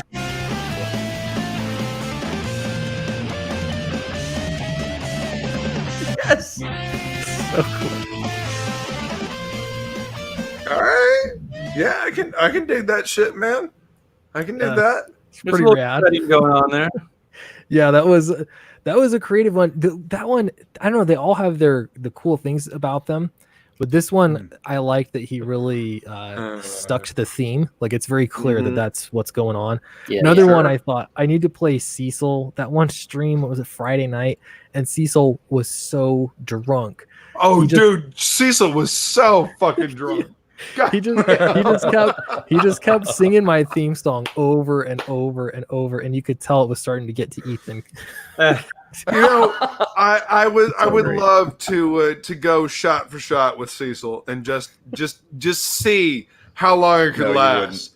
Because that short little motherfucker can drink his fucking face off every night. Like, oh yeah. Right now, I am fucking drinking Jameson Black Barrel. Let's see, I am about halfway through a fucking bottle of Jameson Black Barrel, but I'm fairly certain that short little bastard could probably drink me under the fucking table. He said he drank a complete bottle. I don't drink, so I don't know all this stuff, but he drank an entire Jack Daniels when he was there. And I was like, I've never, and I've watched a lot of Cecil, never seen him that drunk. It was so crazy. He was pretty fucking drunk, man. You're talking about the stream with Billy Tucci, right? Yeah. Yeah. Oh yeah. Wow. He was pretty fucking lit, man. Yeah. He was more than 3/4 in the bag right there. Yeah. Totally. Amazing. The next day, he sends the DM, to the chat room, and he's like, what did I say last night? I don't remember because I kind of blacked out about 3/4 of the way through the stream. Yeah, that doesn't surprise Cecil. Fill me in on me. Exactly. But yeah, I've got to clip that of him singing the song. He was all about that theme, dude. Yeah. Just kept going. You should splice different themes for different episodes you do, you know, just have fun with it. Give us random sweet casts and we'll wonder which one we're going to get this time. Dude, if you're about to be salty about some shit, you know, play a heavier fucking theme, you know. Sour cast. Yeah, exactly. Fuck yeah, dude. I enjoyed the fucking sour cast. Fuck yeah. Sour cast. Let me tell you something, sour cast. I'm not going to support your book up or downcast. You understand, Sourcast? I fucking love that guy. Woo! He really tried to get me, and the best part of it was him going, who is this guy? I don't know him. Like he couldn't find any info on me. So they all pretended that I wrote Amazon harem porn briefly because it made them feel better. Shit, dude. Leighton Lawless. And I was laughing, and I was Leighton Lawless, and I didn't say a word to them about it. I didn't say a word because I was like, how deep does this go? Like, if I just let them keep digging, will they keep digging? And it got crazy. Spin themselves up into a fucking tizzy. Like, it's so crazy because they all get in on it. They all do it. No one goes, hey guys, like, come on now. Like, let's take a breath here. Verifies There's shit. no evidence. There's no evidence for any of this. No, they're all like, yeah. And I think UFOs are somewhere involved in this. It gets crazier and crazier. But once they started saying that I stole my idea. Oh my God, it's published on the internet. It must be true. From a book that came after your book. From a book that came out way after my book. Yeah. Yeah, I've got a time machine. But yeah, that's when I had to speak up. Time That's when I had travel's to real. say something. Yeah. It's Leighton Lawless news.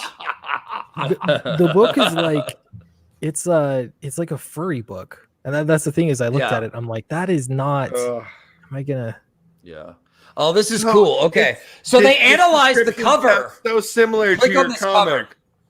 Yeah. Okay. First off, that was a lie. Yeah, that was a lie. He was hoping no one would read because the descriptions of the stories are completely different. This is a cyberpunk mixed with Monster Girl harem, sexual, furry, murder mystery where a doctor is like a sexual, like, look at him. He's wearing the tie. He's all buttoned up. He's a psychologist. In his little white coat, and he's got I got half. And he's got a cyber arm. That description. But there's the arm thing. Yeah. Like yours though, man. I mean, come on. Yeah. It's the left arm, so it must be the same. Did you steal your idea from Alita Battle Angel? Because she has arms that are not regular. So I actually. She does. She's got two cyber. She's cybered out. But so they were like, it has to be him. But the weird thing about it is, like, let's say it was me. Yeah. Where's the controversy? Like, where's the controversy? Yeah, even if it was.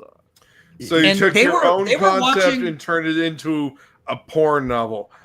Oh no. Yeah, or vice versa. I don't know.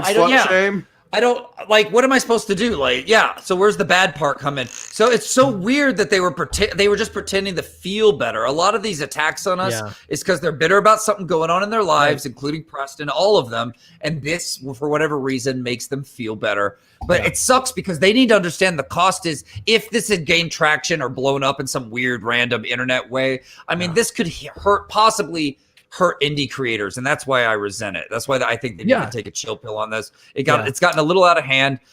This is obviously not me. I think it's hilarious. I saw this maybe just before, or if it was just after I launched my Monster MD campaign, and I laughed it off because I knew it doesn't matter, and I know it's not me. You can't do anything about it, and that's like I can't sue him for copyright. There's no suing to be had. And not only that, but I've got novels on Amazon, and I can tell you it's about 20 cents a year that I make on those books now. You know, they're scroll down really quick.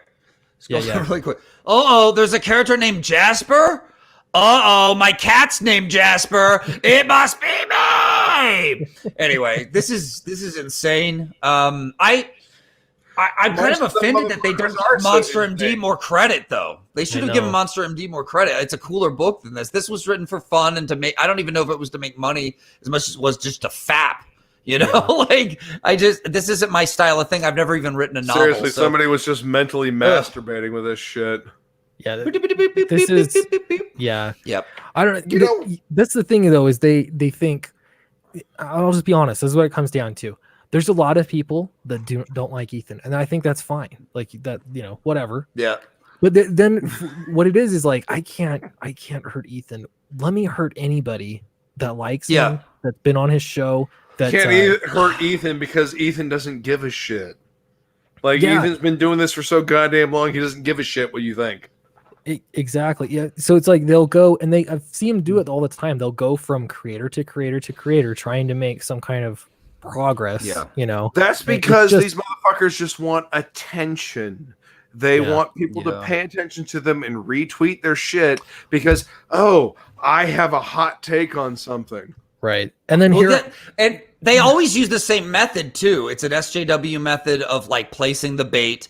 Someone responds, boom, retweet the response so that your followers know to come in. All their followers come in. So you don't respond, man. You don't respond. In fact, what I did was I tweeted, I was like, oh man, I don't know who's been talking about Monster MD so much lately, but we got some new backers. Thanks so much. And then people went radio silent on me. I was like, oh, that worked. Okay. The funny thing is, when you laugh at these motherfuckers, they go silent because that's not the response they're expecting.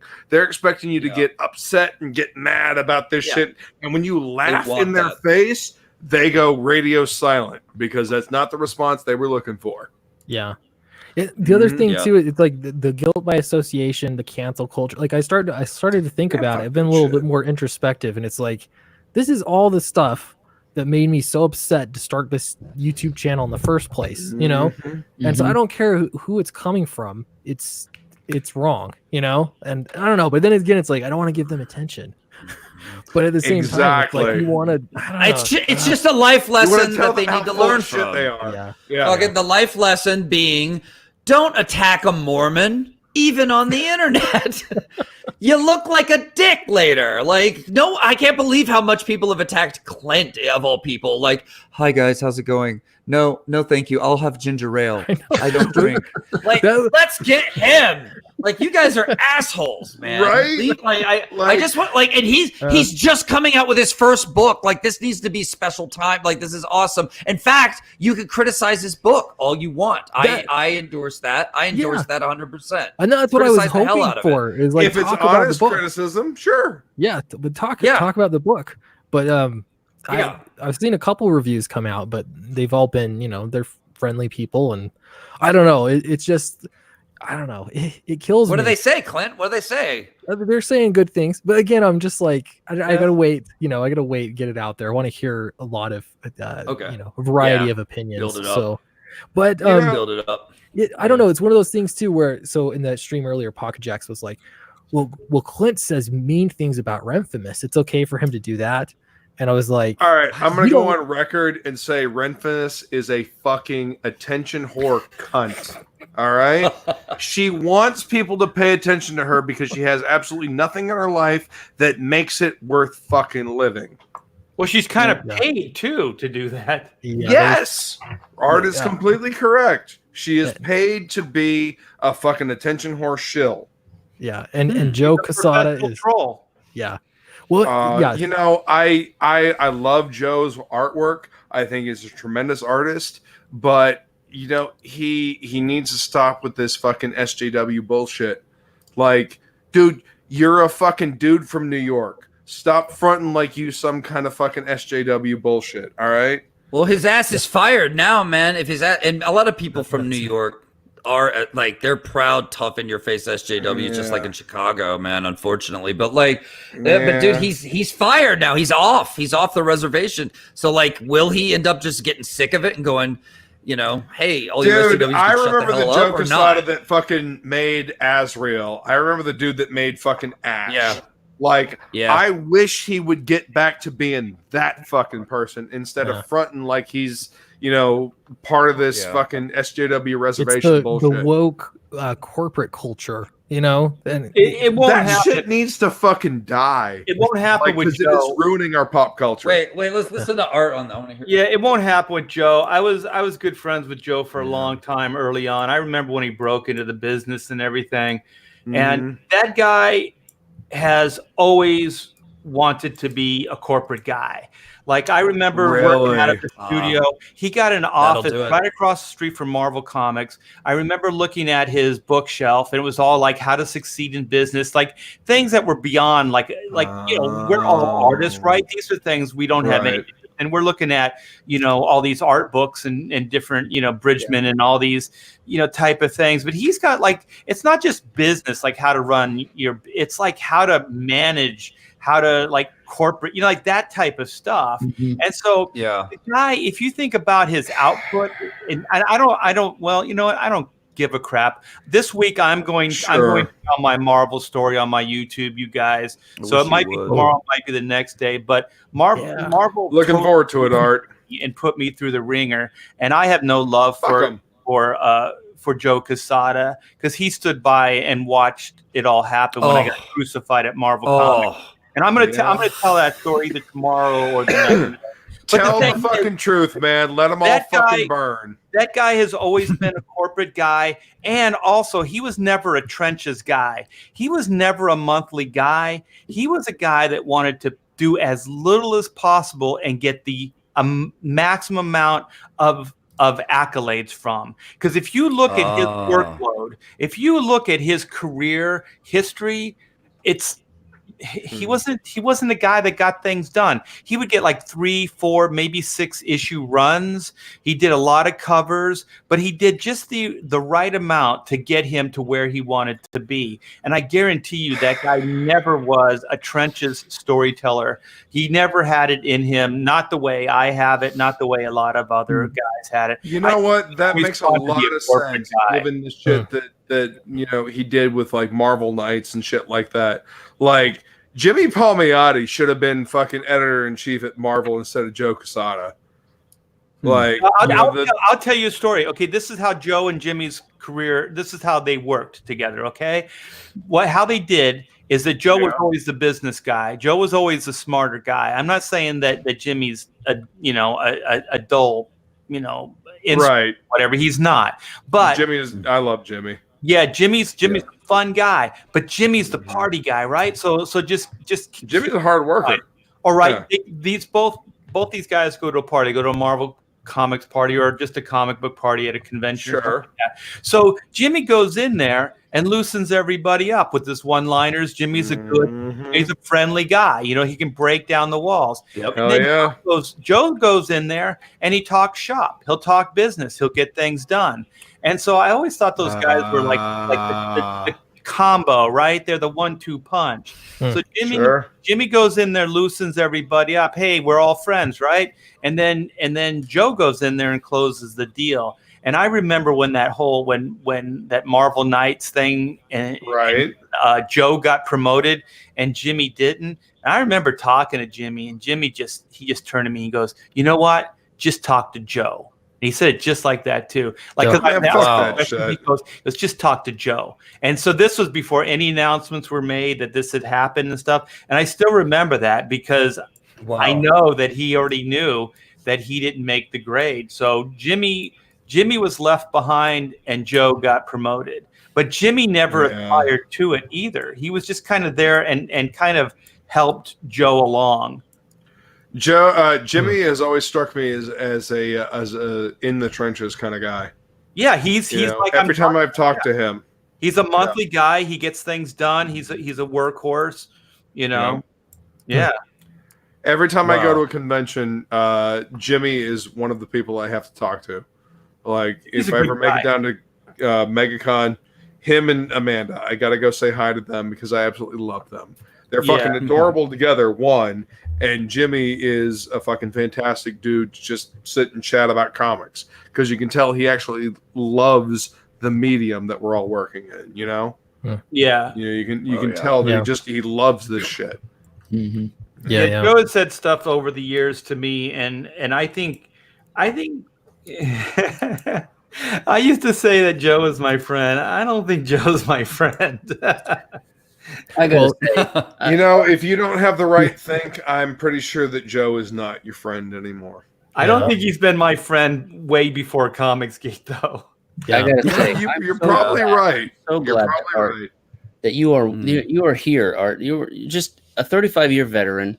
You've got all of these stories. I mean, you bring us all just some clout, and it's just I gotta say I love having you here. Fantastic artist too. Yeah, absolutely. I mean, I've got stacks of books with your name on them. Hell yeah! Days, that fucking we're gonna share names on a book. Covers and stuff. Hell yeah, man. Yeah. Well, that's because I love what we're saying, man. I love comic books. I love storytelling. I love to get things done. Yeah. And he's an OG rebel. He went over on the boats with Image back in the day. He's one of those guys. How badass is that? Like that was the biggest. That was like the biggest, most exciting time in comics for me as a young guy. Man, I was there for every book. What does Carl call us? He says like we're punk rockers. Yeah, punk. Hell yeah, that's punk. It's punk. Punk. Oh, I really want to fucking sit and talk to Carl because I want to see if he I want to speak to him because I love accents and I fucking love hearing him fucking speak because fucking punk, man. Punk. I'm a little drunk right now, so my accent is fucking terrible. But once for 3 weeks, I convinced a girl that I was actually Irish. You know what? Don't ever put your accent down because I think it's a lot better than Carl's is. Oh fuck! Don't tell him that. He'll be pissed. I fucking love accents and dialects, so I'd actually like to put my accent to him and say what he says about it. So see if he can get me some pointers on it. Because I used to work in a tourist area, and I get fucking bored. And people would be coming in, so I'd pretend to be from a different fucking country, and then people from that fucking country would come in and be like, "Oh fuck, I can't stop talking like this now, so I've got to keep going." I admit I did study for my ACTs by doing Sean Connery's voice and just reading everything out loud the whole time. You see, that's fucking Scottish. It's a bit more down here. Yeah. So you get a more guttural. And but you have to do it Sean Connery style. Exactly. Double or ashes. Grant Morrison. Yes. Grant Morrison. I love him. I watched a documentary with him that kicked it was amazing, man. That guy is a trip. He's like, I loved a girl and she didn't love me. She had a Oh God, you'd have to. He'd probably just hand them to you mid-conversation, and you'd have to, like they're being out. I loved his story about how he was inspired to do All-Star Superman, a perfect cosplay of Superman. Stepped onto the street in front of him, and he was like, "This is life. This is one of those moments." And he came up to the guy, just talked to him, and the guy talked in character, and he asked him how he felt about Lois and Batman and everything. And the guy just told him as if he were Superman, and he was just like, "Oh my God!" And that's why the cover of All-Star Superman is just Superman kind of chilling there, just kind of looking over his shoulder, like, "Hey, what's up?" Yeah, because that's like the guy he talked to. Has he ever been on the Joe Rogan podcast? I feel like he should be. Like, yeah. That'd be good. I watched the Yeah, he would be perfect for that. Oh yeah, he gave a speech one time I saw about like machine elves and stuff, and Grant Morrison, and I was like, wow, Joe Rogan, like they would be buddies. Yeah, he'd eat that stuff up. Yeah. Oh yeah. I'm about to come up on drugs, so fucking watch for it. Yeah, exactly. If you get a chance, go watch his fucking video for DisinfoCon. That's fucking brilliant about chaos magic and shit like that. Yeah. Oh yeah. Learn some magic. He's a fucking trip. That's awesome. Writing is magic. Writing and making people, or drawing and making people feel something and be entertained and forget their life for a little bit is magic. So we're all in here. Circles they call magic the art. So creating art is magic. Art, you're fucking magic, homie. Thank you. Spelling, just spell. Yeah. Magic. The Luna Brothers, art, magic. Seriously, no more. Is that an art? The Luna Sisters. I mean, sisters, magic. Have you guys ever read Stephen King's On Writing? I've been meaning to, but no. Listen to the audiobook if you can, because he reads it himself, and hearing. Yeah, exactly. Basically, if hearing him read his own words. I don't know. It feels a bit more, real to me. I love audiobooks. It's more personal. It's nice. Totally. Yeah. I love audiobooks. You know, I'm my brain functions in that I can sit down and do some artwork while I'm listening to an audiobook, and my subconscious is entertained while my conscious mind is working on either design work or artwork or something like that. I discovered it in college. But if you can listen to Stephen King's On Writing, he talks about how, you know, writing is a kind of magic in that, you know, you're writing this now, but you're connecting to someone in the future. You know, the person that's reading this in the future is hearing your words that you wrote in the past. So it's a kind of, I don't know, temporal flux. It's a kind of time travel because you're communicating through time rather than just communicating one to one. You know, and it's a fantastic book if you get a chance to read it. Yeah. It sounds like that guy's chomping on some mushrooms. I mean, is there you know, I mean, there are worse ways to spend your time, right? I communicate through time when I don't check my DMs until morning. Yeah. You're like, I know how that goes. A kind of temporal communication, sure. Yeah, it's writing at a level. Yeah. I've got to wrap up the stream because I got to get to bed. But this is up there. I think this is one of my favorite streams. This was so much fun. Well, you're welcome, Clint. You bet. Yeah. RT Bear. I love that you wrote your name out phonetically there for everyone. That's awesome. Hell yeah. And Art, I'm looking forward to that video when you post that either tomorrow or the next day. You're saying that'll be awesome. Please come by and sub because YouTube is purging the hell out of my channel right now. Yeah, it has been rough. The past month has been. Fuck YouTube and their bullshit. Man, I'll tell you, my subs have gone down like crazy. Mine too. Yeah. It's been bad. Well, I've never had my sub wouldn't go down. I wouldn't leave you at a studio, Art. I'd take you with. Don't pull a Lou Ferrigno. Yeah. Exactly. Yeah. No Ferrignos.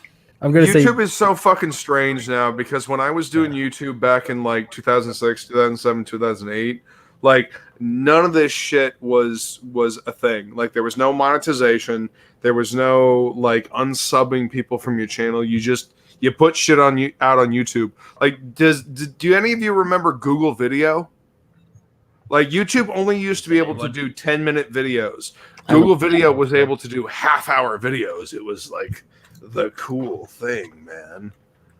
But yeah, we used to post on Google Video, and then we'd break up our episodes into 10-minute chunks so we could post it on YouTube. And then Google bought YouTube, and then they were able to put longer videos. Huh. Yeah, back in the halcyon days of youth. They keep changing things, and man, I looked at some of the numbers just to see, like, is there something wrong with me? Like, why the past month has been rough, even for views too. But it's been all comics channels almost entirely across the board have kind of hit a patch. So I don't know. It could be so many different things, but it could be because you don't have the same think as them, man. Yeah, that does happen. They look at the titles of your videos and the tags you use, and there's certain terms they do not like. SJW is one of them. Fuck them. That's like automatic demonetization.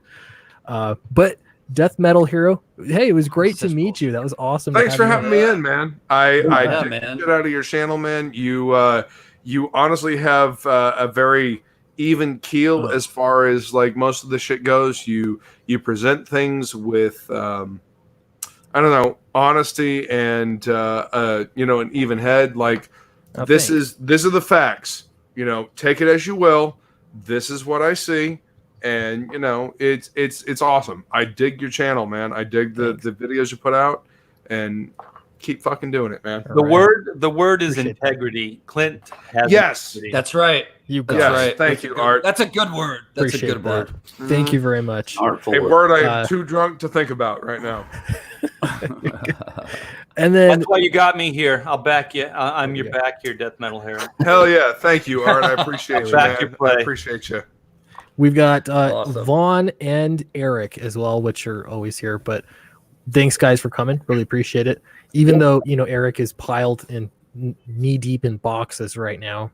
And So many shipping boxes materials. and mailing Eric, and Get everything. your shit sent out and then post another campaign so I can fucking back it, dude. I will do that definitely. I Thank appreciate you. it, man. Thank you. Thanks, man. Nice. And Eric, bring Absolutely. those booth babes back. Come on, man. Well, we might have to Please. change the artwork. Hey, man, hot chicks need work too, right? True. Someone's true. it's economy, capitalism, and everything. We Yeah, what believe in. else are they going to do? Marry well? I mean, I suppose Just they could. kidding. Unlikely, yeah. I mean, All they right. could marry me.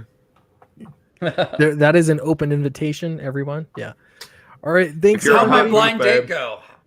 The Did my blind date. blind date here yet? Did anybody send one? Let's see if I got tagged into anything. Oh, people are posting my book. Nope, that's it. Sorry. Okay. More people get in my book. That's it, which is great too. Oh, that's Next all. time. No big That's deal. Next time. All right. Cool. Well, we'll see what happens next time. Will Vaughn get a blonde date? Will Eric A blonde? ever Yes. a blonde? Always. A blonde? Did I say blonde? Always a blonde date. A blonde date? Will Eric Blonde ever ambition. survive the cardboard apocalypse?